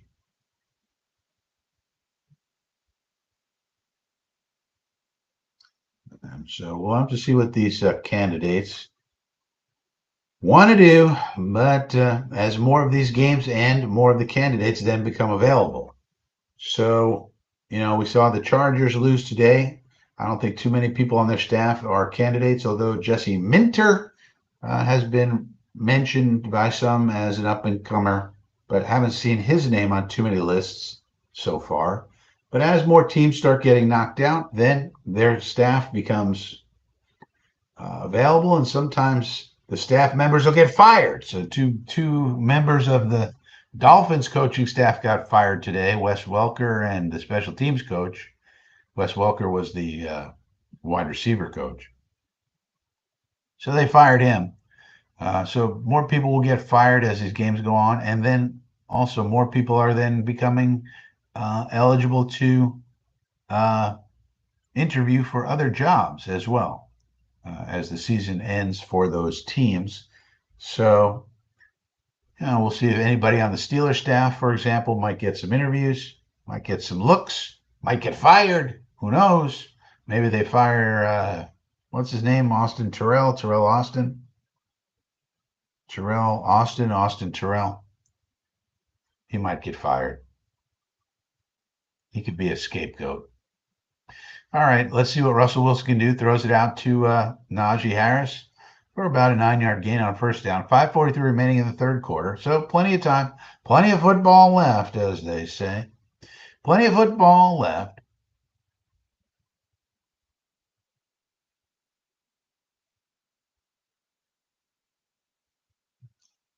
And the clock continues to roll. 5:27 now.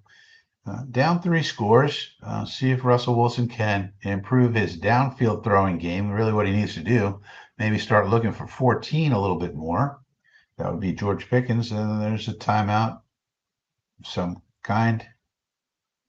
Oh, Fields is in the game for some reason.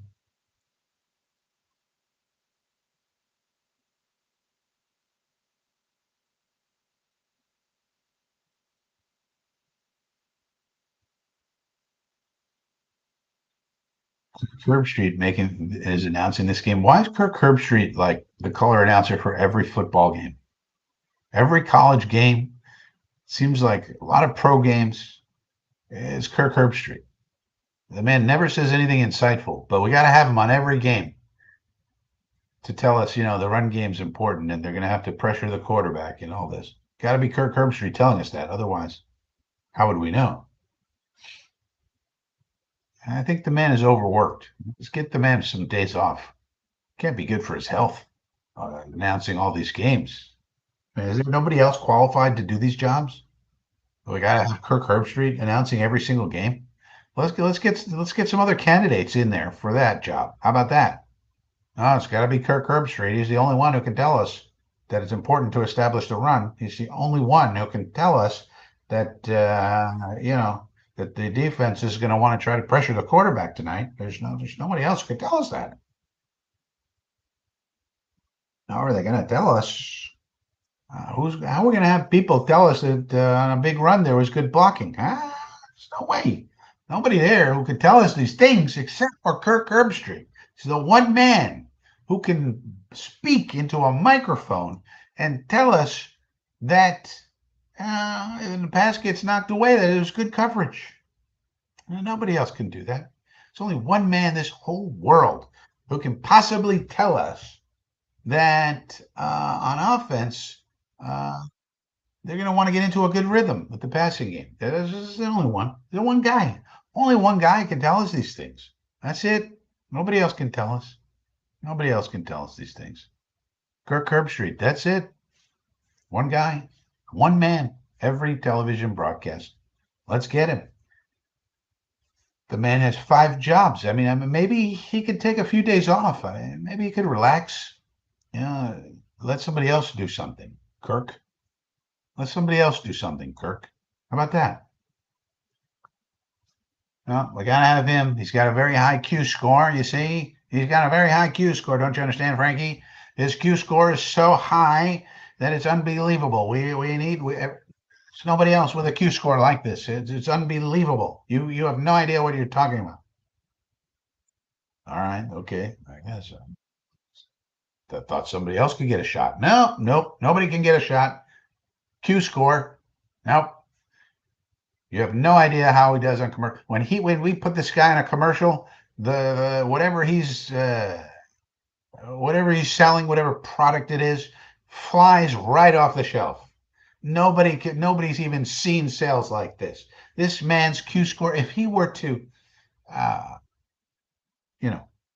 advertise neckties, you would see these neckties all over the place. It would be unbelievable. All right, February 20, Reacher's coming.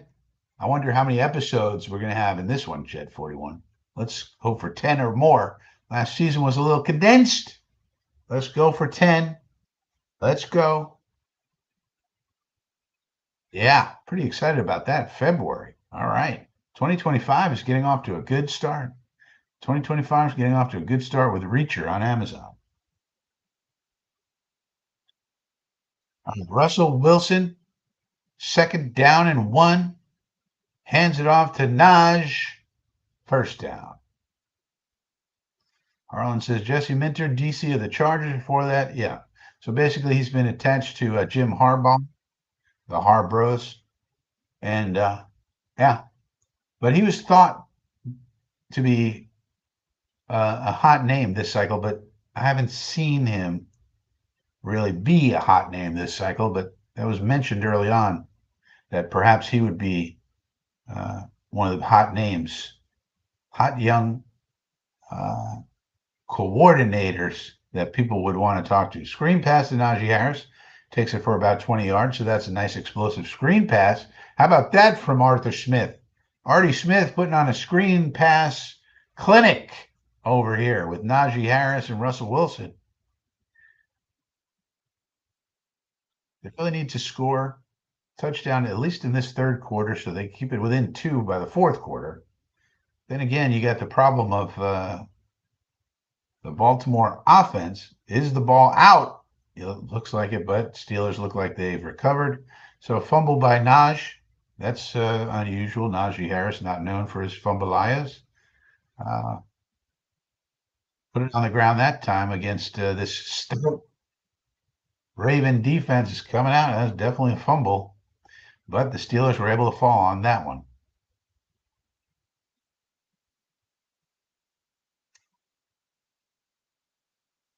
You got to fight for everything you get against this Raven defense. Russell Wilson now back to pass, looking down the right side. He's got a moon ball. There you go. Moon ball it all day long. George Pickens. That's the man who can make those plays the best. You got to throw it to that man. He'll come down with it. All these Wilson moon balls are like barely not intercepted. He throws it down the right side. So there you go. Russell Wilson keeping you in this game, only down 2 scores now. Sees that he's got one-on-one down the right side. The cornerback got out of position there a bit. That's what happened. And the safety was late. So Pickens able to grab it. Great hands. There he goes. Touchdown.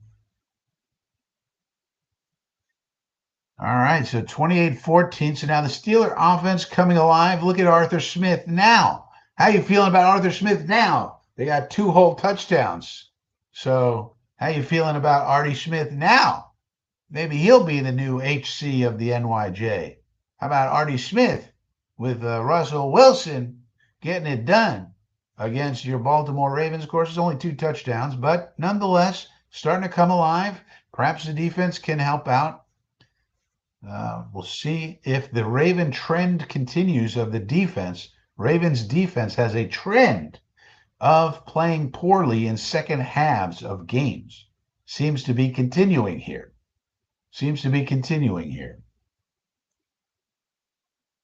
As Russell Wilson, that's what Russell Wilson really does do also. He just, no matter how poorly he's played for the vast majority of the game, he does not get discouraged. You could say that about Russell Wilson. Good mental fortitude. He does not get discouraged. He could have the most terrible game you've ever seen in your life. But on the last drive, he is not going to be discouraged. He's going to have his confidence up. He's going to be ready to go. No problem. Russ Wilson, future quarterback of the Pittsburgh Steelers.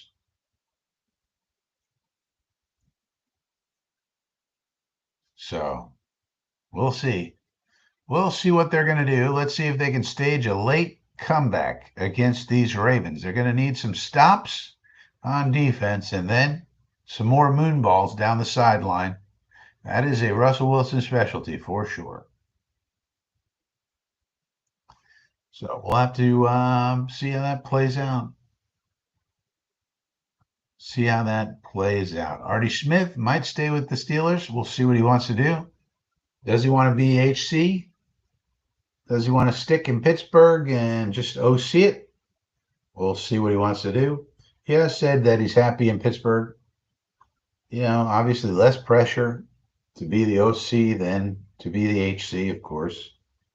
Why deal with the media 4 times a week when you could deal with them 1 time a week? Much less pressure on the coordinators than the head coach.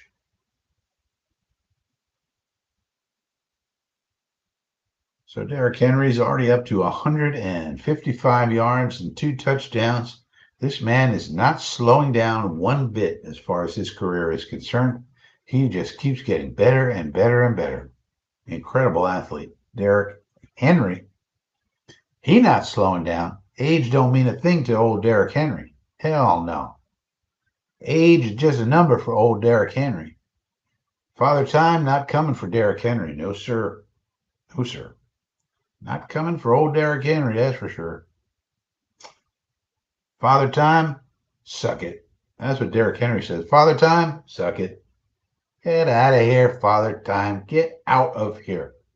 I do not believe in you. Get out of here. I ain't slowing down for nothing. All right, so the Ravens will have it at the 30-yard line, the negative 30-yard line, that is. Let's see if they just try to eat the clock, have Derrick Henry, um, continue to do so. He's not on the field right now, so he's not going to get a carry on this one. And in fact, they take the running back out of the backfield, and there's some sort of a penalty, so play gets blown dead. False start on the Ravens. First down.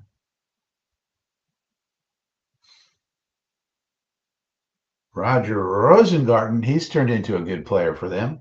I think he was a second-round pick, if I remember correctly. Roger Rosengarten has turned into a good player for the Ravens. No surprise, their scouting is on point, always, of course. All right, Lamar now back to pass, looking over the middle, throws one, and is knocked down by the defensive back, trying to go to Mark Andrews, looking for a penalty, not going to get it. Elliott with the play. So it'll be 2nd and 15. Might want to keep the clock rolling, Mr. Monken. How about keeping the clock rolling, Mr. Monken? And Lamar had him open. Oh, I can see why he's upset. He did get held by Elliott before the ball arrived as he was on his route. Nice play on the ball by that safety. But he did hold him before while he was on his route. Now here's a RPO run by Lamar. Okay, this will keep the clock rolling. Now on 3rd down, you do what you got to do to convert the 3rd down.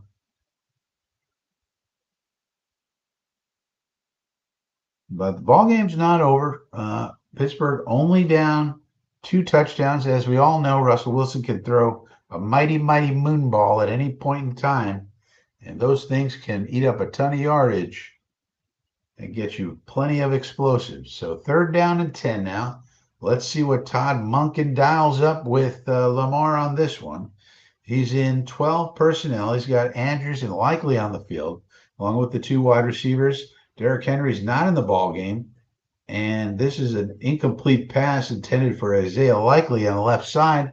So, again, Pittsburgh doing what they do, hanging around, making it difficult, trying to find Isaiah Likely on this one. Had him open, but this is just a poor pass. Never really had a shot. So on that one, lack of accuracy by Lamar. So another punt for the Ravens. So Steeler defense holding up better. Steeler offense getting into a little bit of a rhythm. They come after the punt. They do not get it. Are they going to get a penalty on that one? Flag is out. Flag is out. Is it going to be a 1st down, though? That's the question. If so, this was a pretty stupid idea to go after the kicker. If it's a personal foul, should be a 1st down. Should be a 1st down. Though they're talking to the coach, so maybe it isn't.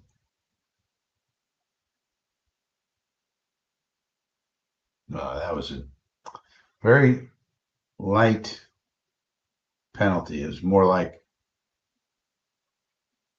brushing past the kicker. I guess they're not going to call that foul. It was definitely not roughing the kicker, I guess.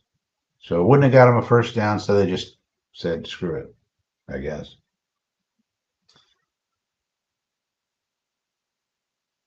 So let's see if the Steelers can continue to climb back into this ball game. Only down 2 scores now. Moonballs Wilson's going to keep throwing his moonballs all over the place, and we'll see how many of these moonballs the receivers are able to come down with. You got George Pickens, you got Mike Williams, you got other guys on the team that could also make catches on moonballs as well. So let's see what's going on. Can Pittsburgh hang around?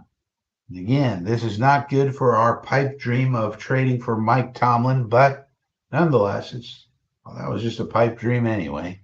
So you can see Russell Wilson having a much better second half than first half. But again, that's also a trend against the Ravens. Now, what if the Steelers are able to pull out a win here? That would be really terrible outcome for the Ravens. And if the Ravens were to lose this game, could Harbaugh be on the hot seat? Is there any scenario in which John Harbaugh could get fired? Any scenario. I mean, if they get bounced in the wild card by the Steelers, team that are clearly better than Harbaugh, any chance Harbaugh gets fired? Any chance? Is there anything Harbaugh can do to get fired? I mean, or is he just coach for life? Coach for life of the Ravens. No chance. All right. Russell Wilson now back to pass, looking over the middle, throws a check down to Najee, who continues to batter his way forward and is now close to a first down. So now it'll be 2nd down and 3. Najee Harris getting extra yards after contact. Tough battering ram of a running back, of course. Darnell Washington in there as their big, huge blocking tight end. And catch a pass every now and then. And they're moving quickly, though they don't have to move too quickly. It's still the third quarter. 154 remaining. Russell Wilson looks to the left, no good. Throws to the right, throws it out of bounds. All right, 3rd down and 4, pretty key 3rd down here. 149 remaining in the third quarter.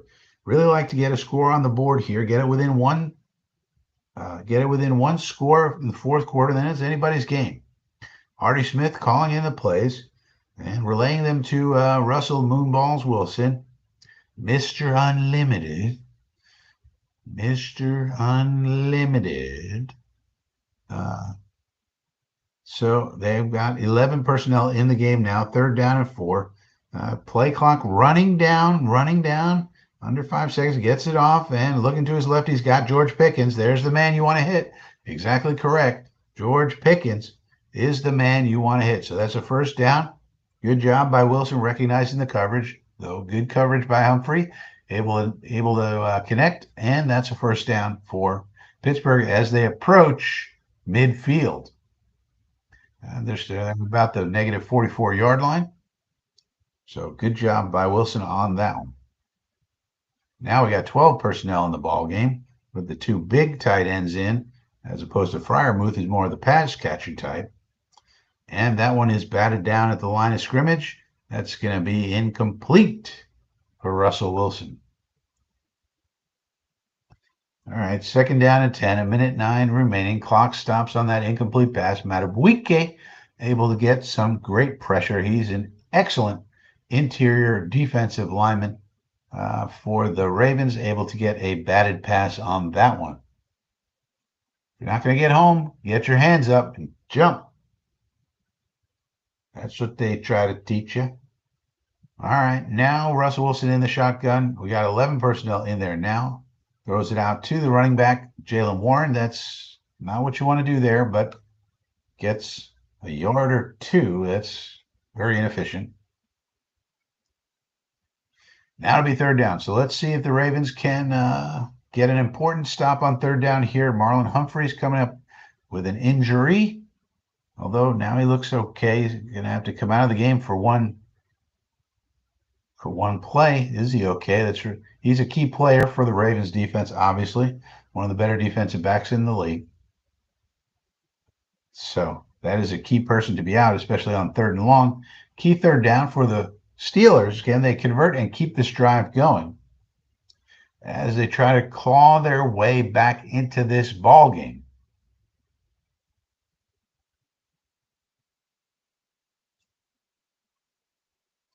Clock is moving still.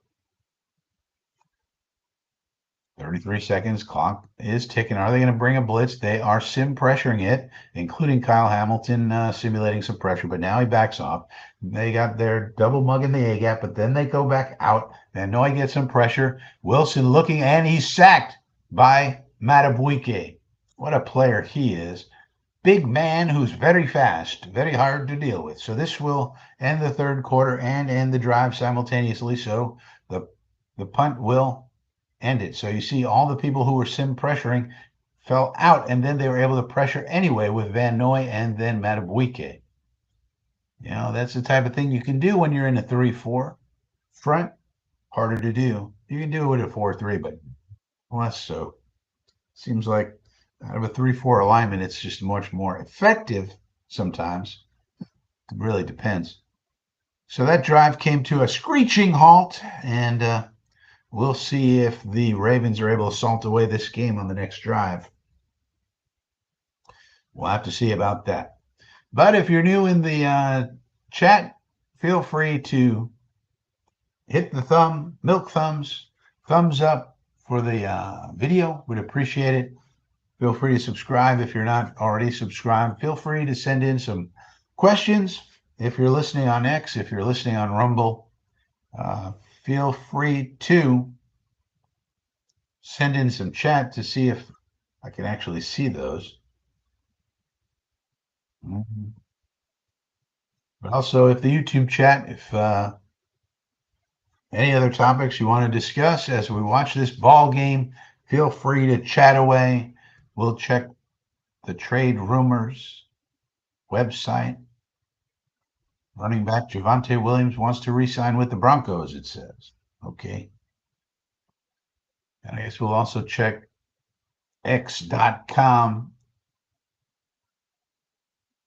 and see if there's anything going on there. So we got to check on that. Got to keep up to date with all the late breaking news. All the late breaking news.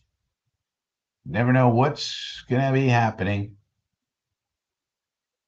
in this NFL world.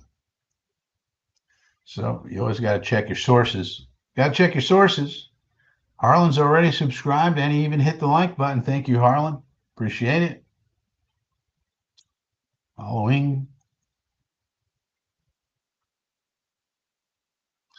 Yeah, Lewis Reddick says right here, if you don't want to talk to Todd Monken about your head coaching vacancy, you don't know what you're doing. So I wonder if we wanted to talk to him and he wouldn't talk to us or what.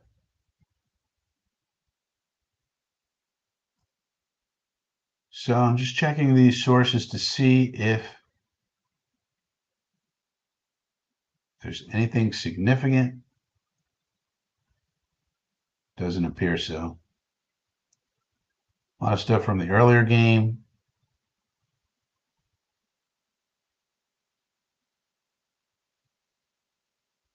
Doesn't appear to be any significant news coming out.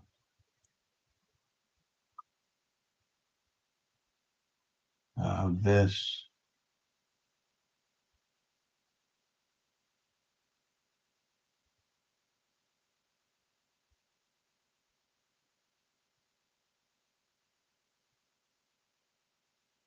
Yeah.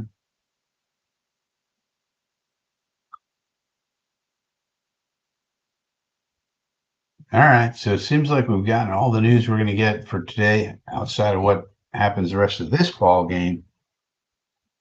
So we'll see what we're able to do here in the final quarter of the ball game. We will be having a coffee with Frankie tomorrow at 10 a.m. So feel free to join tomorrow, 10 a.m. More jet centric, I guess, probably. See what's up tomorrow, 10 a.m. And then we'll be back for tomorrow night's game on Sunday evening for the Commanders and for the Commanders games. All right, so now Lamar Jackson's got it, hands it off to Derrick Henry. This is what they should have been doing previously. Chew up the clock, gain yardage. You got Derrick Henry. The man is a tank. They can't stop him. Another 9 yards onto the totals for Derrick Henry, having another monster ball game. This man is impervious to time. Fourth postseason game with 150 plus yards, tied for the most all time with Terrell Davis. Something tells me he's going to get a few more of those as time goes on. Still in the backfield on 2nd and 1, they hand him the ball with Ricard to the leading blocker, and that does not work. So the Steelers sniffed that one out pretty well. So let's see if the Steelers can actually get a stop here. It'll be 3rd down, about 2 or 3 yards. If they are able to get a stop, they'll have a good shot at trying to come back in this ball game.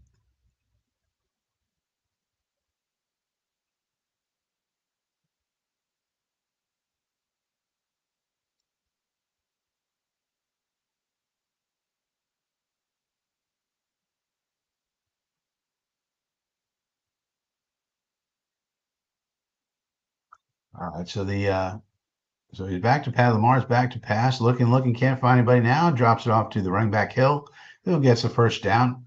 So 4 or 5 yards on that one. All right, so the chains will keep moving for the Ravens as they move along. Couldn't get enough pressure on Lamar, and he just waited him out and threw to his safety valve, standing open. Easy peasy, lemon squeezy. Might as well just take it. If they give it to you, take it. Why not? All right, now Lamar up to 172 yards and 2 touchdowns on the game. Figure this is going to be run heavy as we move along here, moving down toward 12 minutes remaining left in the ball game. Another carry for Derrick Henry as he continues to add to his totals in this ball game.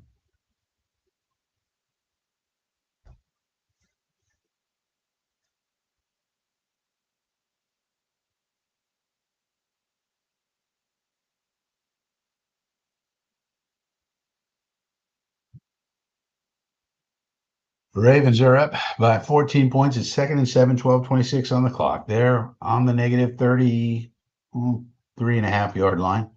And another handoff to Henry up the middle. Picks up about 3-4 yards or so. So it'll be 3rd down and short as the clock ticks away. Tick, tick, tick. Time is the friend of the Ravens and the enemy of the Steelers in this one. Todd Monken is the offensive coordinator for the Ravens.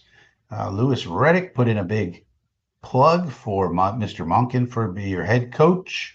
Louis Riddick is, of course, someone we have interviewed for our general manager position.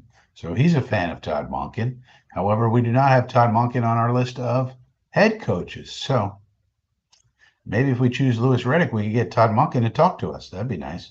All right, Lamarvelous back to pass. Looked like a holding on that one. Oh, he gets it out to Scotty Miller, but a nice tackle by Joey Porter Jr. No holding called on the right tackle on TJ Watt. Looked like he had him by the neck. That was a pretty clear holding, I thought. But a nice tackle by Joey Porter Jr. keeps him about a yard shy of the first down.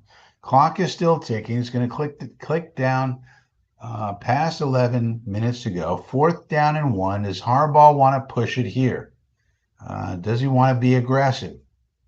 Got about 10 seconds on the play clock. Got Lamar. They do the push play with the tight end, Andrews, and they get it. So they like to do the push, but with the tight end, which sounds weirder than it is. But you take your tight end and you push him across the line as opposed to your quarterback, which is how the Eagles do it. The Ravens like to do it with Mark Andrews and not Lamar Jackson for whatever the reason. I guess they figured out that'll work better. And in this case, certainly did. So the Steelers not able to prevent the old push play. But this time with Mark Andrews, the tight end. We need a reset of the clock. 10:33 remaining. Let's go. Let's get things going, fellas. There's a flag on the ground. Lamar is indicating it's against the Steelers. Not sure what this is about.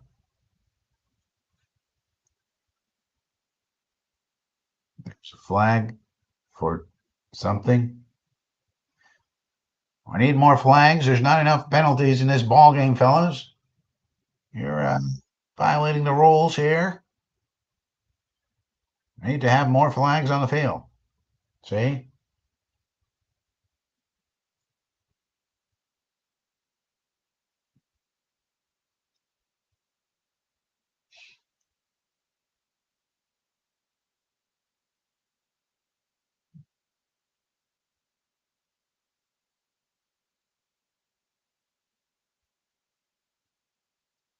All right, so 1st and 10, finally get everything sorted out. 1st and 10, they're at the negative 45-yard line. All right, 10:30 and the clock is moving. They're in no hurry, of course. They want to bleed the clock as much as possible. Probably one nice long drive will probably put the dagger into Pittsburgh finally. So they hand it off to Derrick Henry, and he gets 2 yards. And now the clock will continue to tick, tick, tick down as Pittsburgh is down 2 touchdowns. Henry already over 150 yards on the day, continues to be a monster that you can't stop. Anybody who might have something negative to say about Todd Monken might say, well, give me Lamar Jackson, Derrick Henry, a good offensive line, some good receivers, and 2 good tight ends, and I'll have a pretty good offense. And Patrick Ricard, a hell of a fullback / offensive lineman type, even. You could make that case, I guess, but now they do another handoff to Hill, the backup running back. It doesn't get anywhere, loses a couple of yards. So now it'll be 3rd down, but again, they're not in any hurry. They're going to get this clock under 9 minutes to go. Now it's going to be 3rd and long. Steelers need a stop here in the worst way.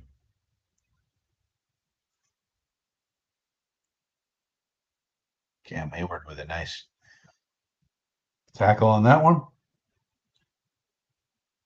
He's a very large man, making violent hits on other large men. All right, they're 8 at 12 on 3rd down conversions right now. It's 3rd down and 10. So this is a long one. Lamar now looking, throws it over the middle, complete, but is it complete? It's either complete and well short of the mark or incomplete. Now they're saying incomplete. So couldn't even bring it in. Wallace was the intended receiver. Boy, they are missing Zay Flowers, I would say. They could use him. But Pittsburgh gets a stop. Again, this is what Pittsburgh does. Hanging around. So they're still in this ball game.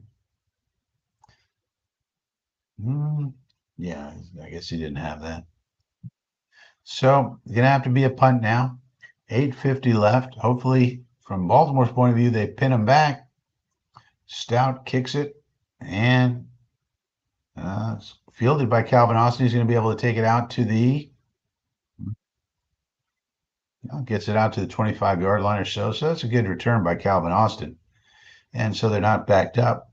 But 8:36 remaining, down 2 touchdowns, still very much in the ball game. Pittsburgh defense able to come up big when they need them. Lamar not able to convert as needed. So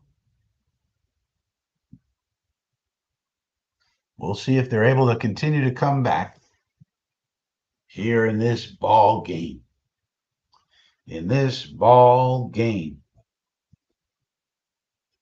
We'll continue to look for late breaking news, of course.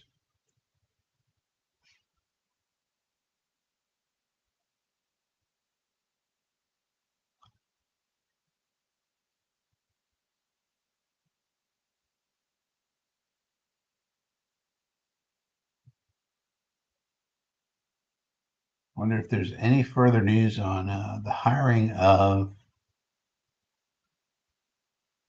Vrabel. Let's go to our national writers list. No, does not seem to be anything else on that. We'll probably get news tomorrow morning about Vrabel, where he locks down his contract. New York Jets, we have completed an interview with Darren Rizzi for our head coach position. So we spoke to Darren Rizzi, special teams coordinator and interim head coach for the Saints. Titans have completed a interview with Catherine Hickman for their general manager and VP of football operations position. So some females getting some looks, so that's interesting.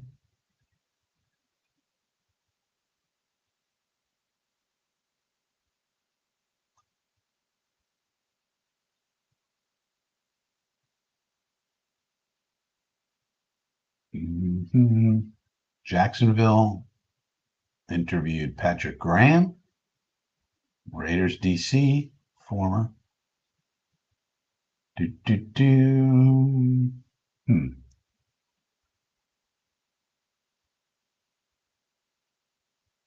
Yeah, That's it. Yep, yep, yep. So probably not going to get any news as far as tonight is concerned. Darren Rizzi's probably the last thing we're going to hear about for the day, so that's good. All right, Russell Wilson now back at it, and he's scrambling away from the pressure. Oweh chasing him away. uh, but 8:31 remaining. That's probably not a good idea for Wilson, generally speaking, to be just running for some yardage. They really need to quickly move down the field, though they don't have to move that quick. I mean, 8 minutes remaining, so plenty of time. Ball out to Pickens. He's going to stay inbounds, but get the first down. That is not a fumble. His momentum was stopped there.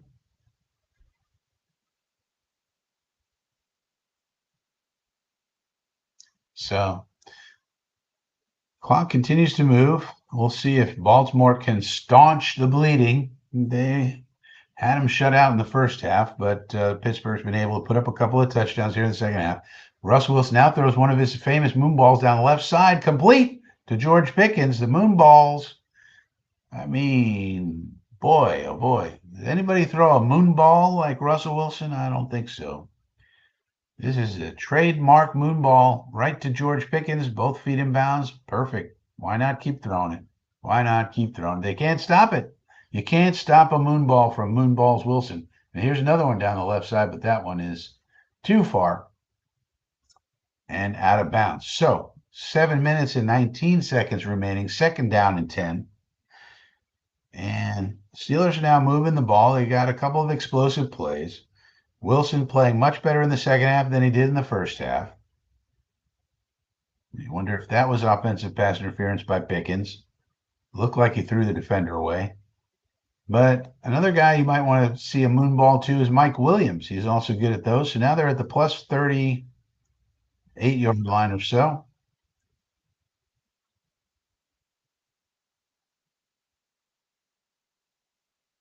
And now there's flags. Offsides. So that'll stop the momentum a bit. False start, that is, on the Steelers. And so that'll set them back. Second down and 15, 7 minutes and 19 seconds remaining.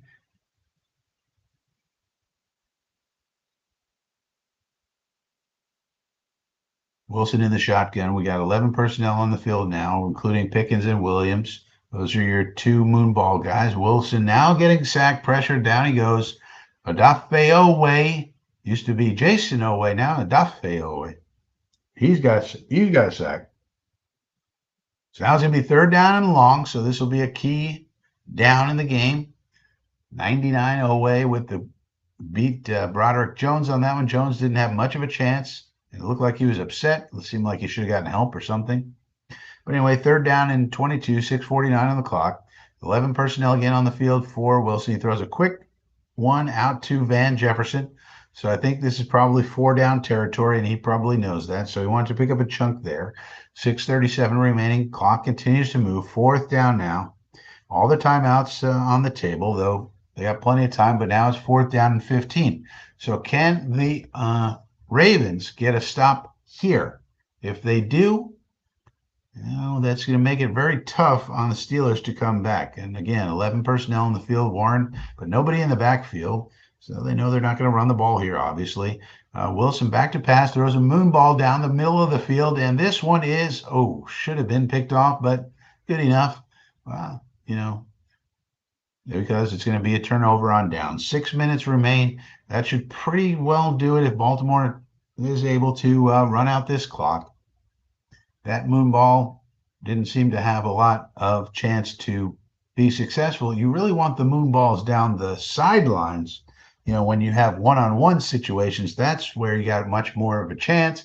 Throw it in the middle, the safeties are able to come over and help out, and that's what happened on that play. So Russell Wilson denied.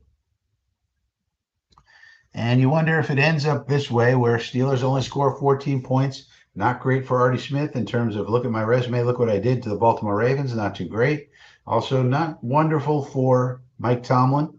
Also, not too wonderful for Russell Wilson, though he did have his moments in this ball game and did put up a lot of yards in the second half. Overall, not playing wonderfully. Uh, though you wonder if it's good enough for the Steelers to maybe sign him to another, another cheap contract, and you wonder if he would have a market outside of Pittsburgh if Pittsburgh, let's say, he didn't want to sign another cheap contract. Of course, he is still getting a lot of money from the Broncos, and he needed to reestablish himself as a starting quarterback in the NFL this year. I think he did do that much. How much can you still win with him? For debate. They won 10 games in the regular season. They made the playoffs. But if it ends this way, a wild card exit for the Steelers,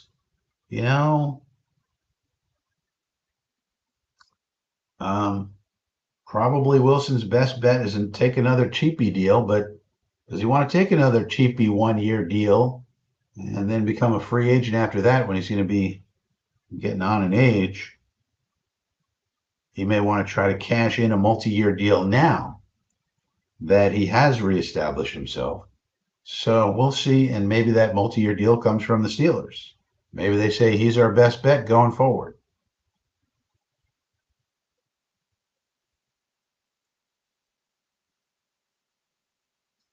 And they're showing now that Wilson had a moon ball on the left side, chose to go down the middle with the moon ball, and that's where there was triple coverage. Seemed like George Pickens had a shot on the left sideline with less coverage available.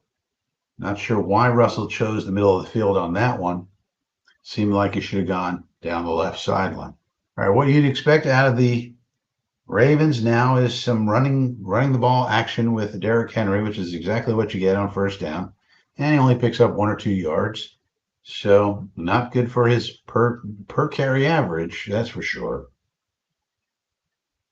But, to be expected since they want to run down this clock. Steeler defense, 227 rush yards allowed after contact, most by any defense. That's going to be the argument against Tomlin, if there is one. Why does this guy? This defense is soft. They're tired of listening to this guy. We need a new voice. Yeah, you might need a new voice. Ooh, Lamar with some rushing yards here. Gets over past the 50-yard line. It'll be third down and short. And they should just let the clock roll. Quick tick, tick, tick, clock. Get it down. Really just need maybe 1 or 2 more first downs, and it's pretty much going to be over. As of right now, it's pretty looking unlikely, but they could, pull it off. It'd be pretty unlikely. Raven players are telling the crowd to shut the fuck up, which is interesting. These stupid Raven fans don't even know when to shut the fuck up. Be quiet. We're trying to run an offense here, you dumb idiots. Well, I guess they shut up, and Lamar's able to get the first down. He's hobbling around something. I'm not sure what he's doing. Playing with his thigh pads. That's different than an iPad for you kids out there. Thigh pads are different than iPads, ladies and gentlemen. So anyway, first down, and looks like this one's going to be another win for Lamar in the playoffs. Now they got to get deep in the playoffs, and they got to get past the hump of the AFC Championship game. So this wild card round does not, it's not meaningful for Lamar in terms of legacy and things of that nature. But it was a necessary first step for this playoff run here to get by the hated Steelers from Pittsburgh. And as they continue to take down the clock, they're pretty much salting this one away. Henry, 24 rushes, 174 yards, ladies and gentlemen.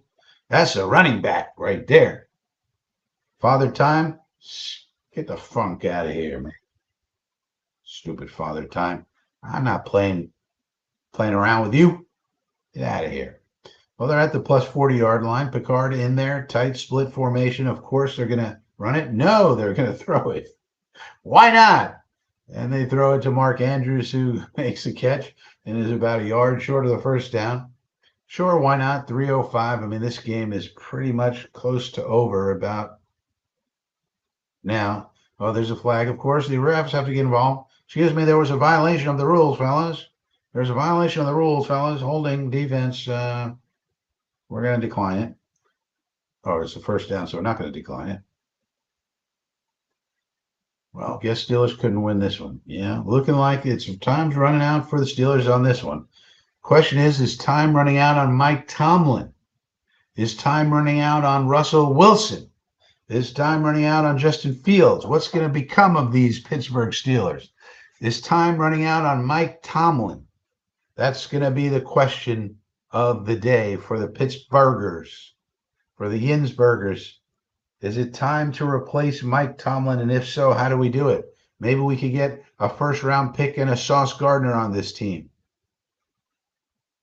How about that? You know, we're sick and tired of being 10-7, getting bounced in the wild card. We could make a trade here. We could get a new coach in here.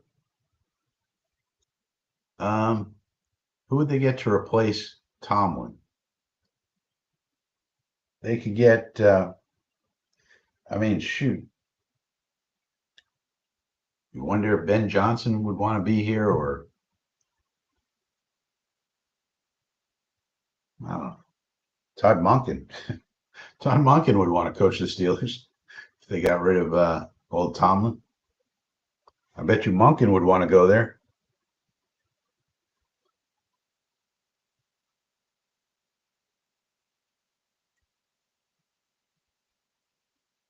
Yeah, Harden, but you never know. You never know. It's the likelihood is he will still be there, but I'm telling you, there's going to be pressure, man. The Yinzers are not happy with 10-7 and playoff wildcard game losses.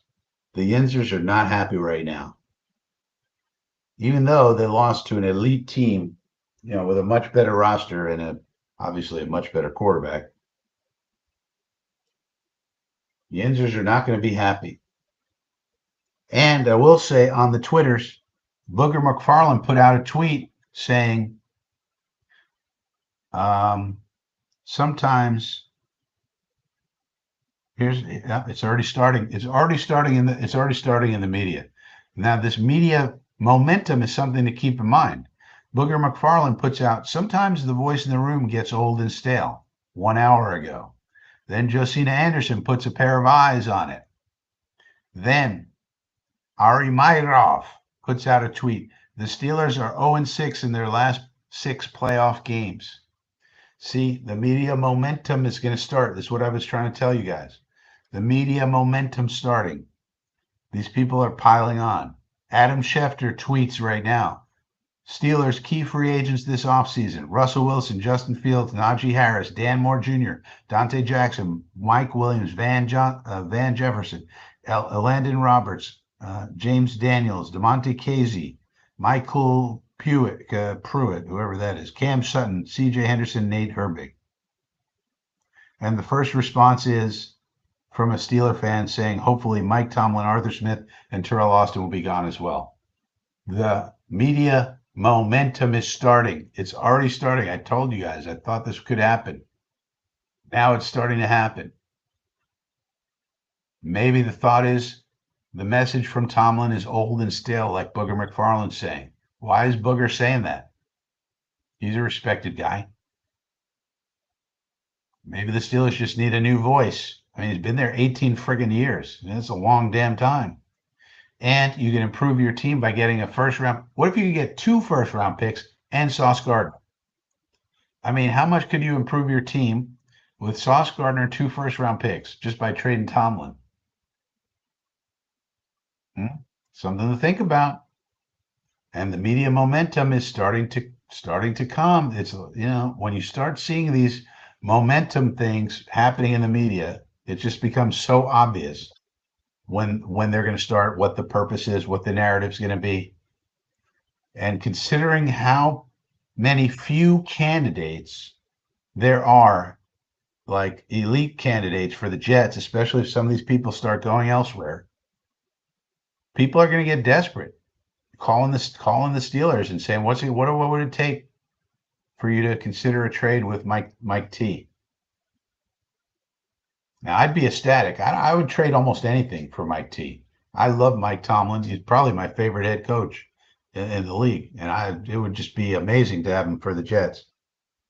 How much would we win? I don't know, but I'd be all in again, as opposed to some of these other clowns, you know. But the media momentum is going to get big. The fans, the media, it's all going to start rolling in an avalanche. And you wonder if the Steelers are going to consider it. They might be saying it's time. 18 freaking years. I mean, nobody lasts 18 years these days. This isn't like the old days. Isn't like the old days. I mean, who are we going to hire? Darren Rizzi? Anybody excited about Darren Rizzi? Who's excited about Darren Rizzi?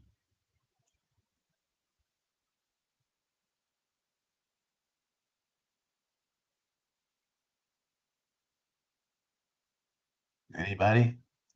Anybody excited about Darren Rizzi? I'm not. I'm not.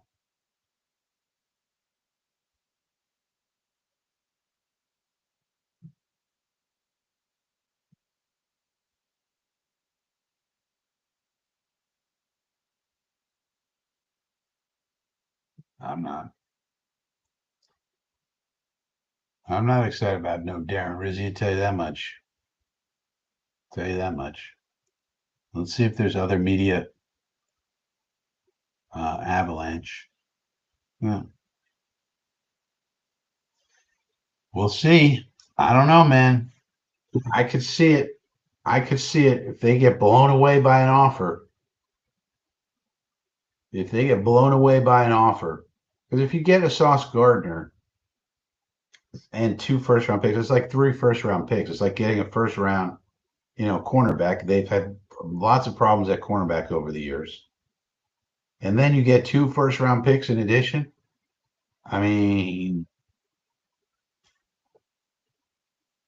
it's awfully tempting. Then you replace Tomlin with Monken or who would be a good fit for Pittsburgh.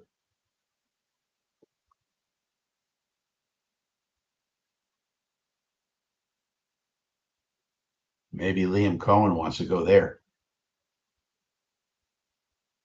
I don't.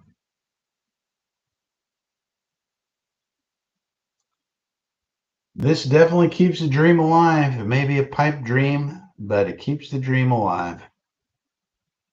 Good job by Lamar. Gets another playoff win in the bank, but that's not good enough for old Lamar. He's going to need to pile up these playoff wins and get to the Super Bowl. This team needs to be in the Soup Bowl for the season. Soup Bowl. So by the time, that's interesting. Super Bowl is going to end and then Reacher is going to begin. So hopefully Reacher will help get us through the lull period in the football season when nothing's going on right after the Super Bowl.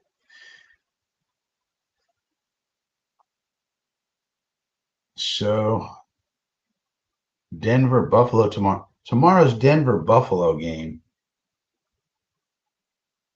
like that is one where if the Bills lose, that's very embarrassing for them.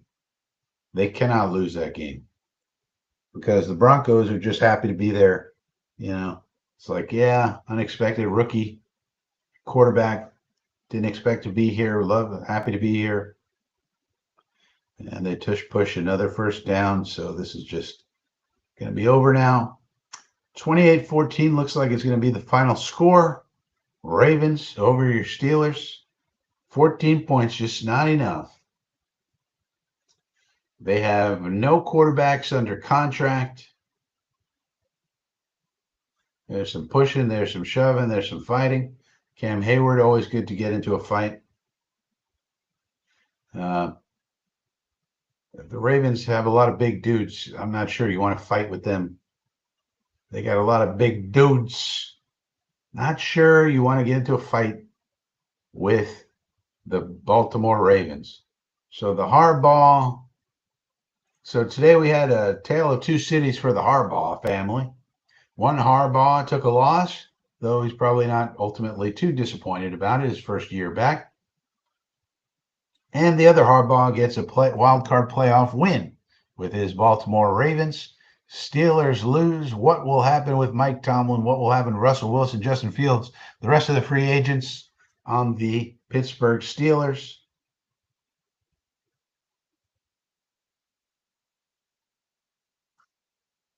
We'll just have to find out as the offseason continues. It could be a wild offseason, especially if Deion Sanders, coach prime time, winds up back in the NFL in some capacity. Could it be with the Jets? Probably not. Could it be with the Vegas Raiders? Could possible. All right, so that'll do it for this one. Ravens 28, Steelers 14. And that's that. So thanks for joining me on this episode of Watching with Frankie. Tomorrow, 10 a.m., Coffee with Frankie, Sunday morning. If it's Sunday mornings, it's Coffee with Frankie. Have a little Java, have a little Jets talk. Java and Jets talk. Coffee with Frankie tomorrow, 10 a.m. And then we'll come back for the 8 o'clock game, Sunday night game tomorrow night as well. Might as well do some watch-alongs along the way of these playoff games so we can keep an eye, a close eye, on these playoff games, see what's going on with these playoff teams. We don't know what it's like to be in the playoffs. We're the Jets. We have no idea what the playoffs are all about for our own team. So why not pay attention to some of these other teams who do get to play in the playoffs and, experience it that way, because looks like it might be a very long time indeed before the Jets make their way back to the playoffs. But we'll just have to see about that one. Hit the thumb button on your way out. Hit the milk thumb. Hit the subscribe button. Hit all the buttons. And I'll see you tomorrow. Thanks, everybody.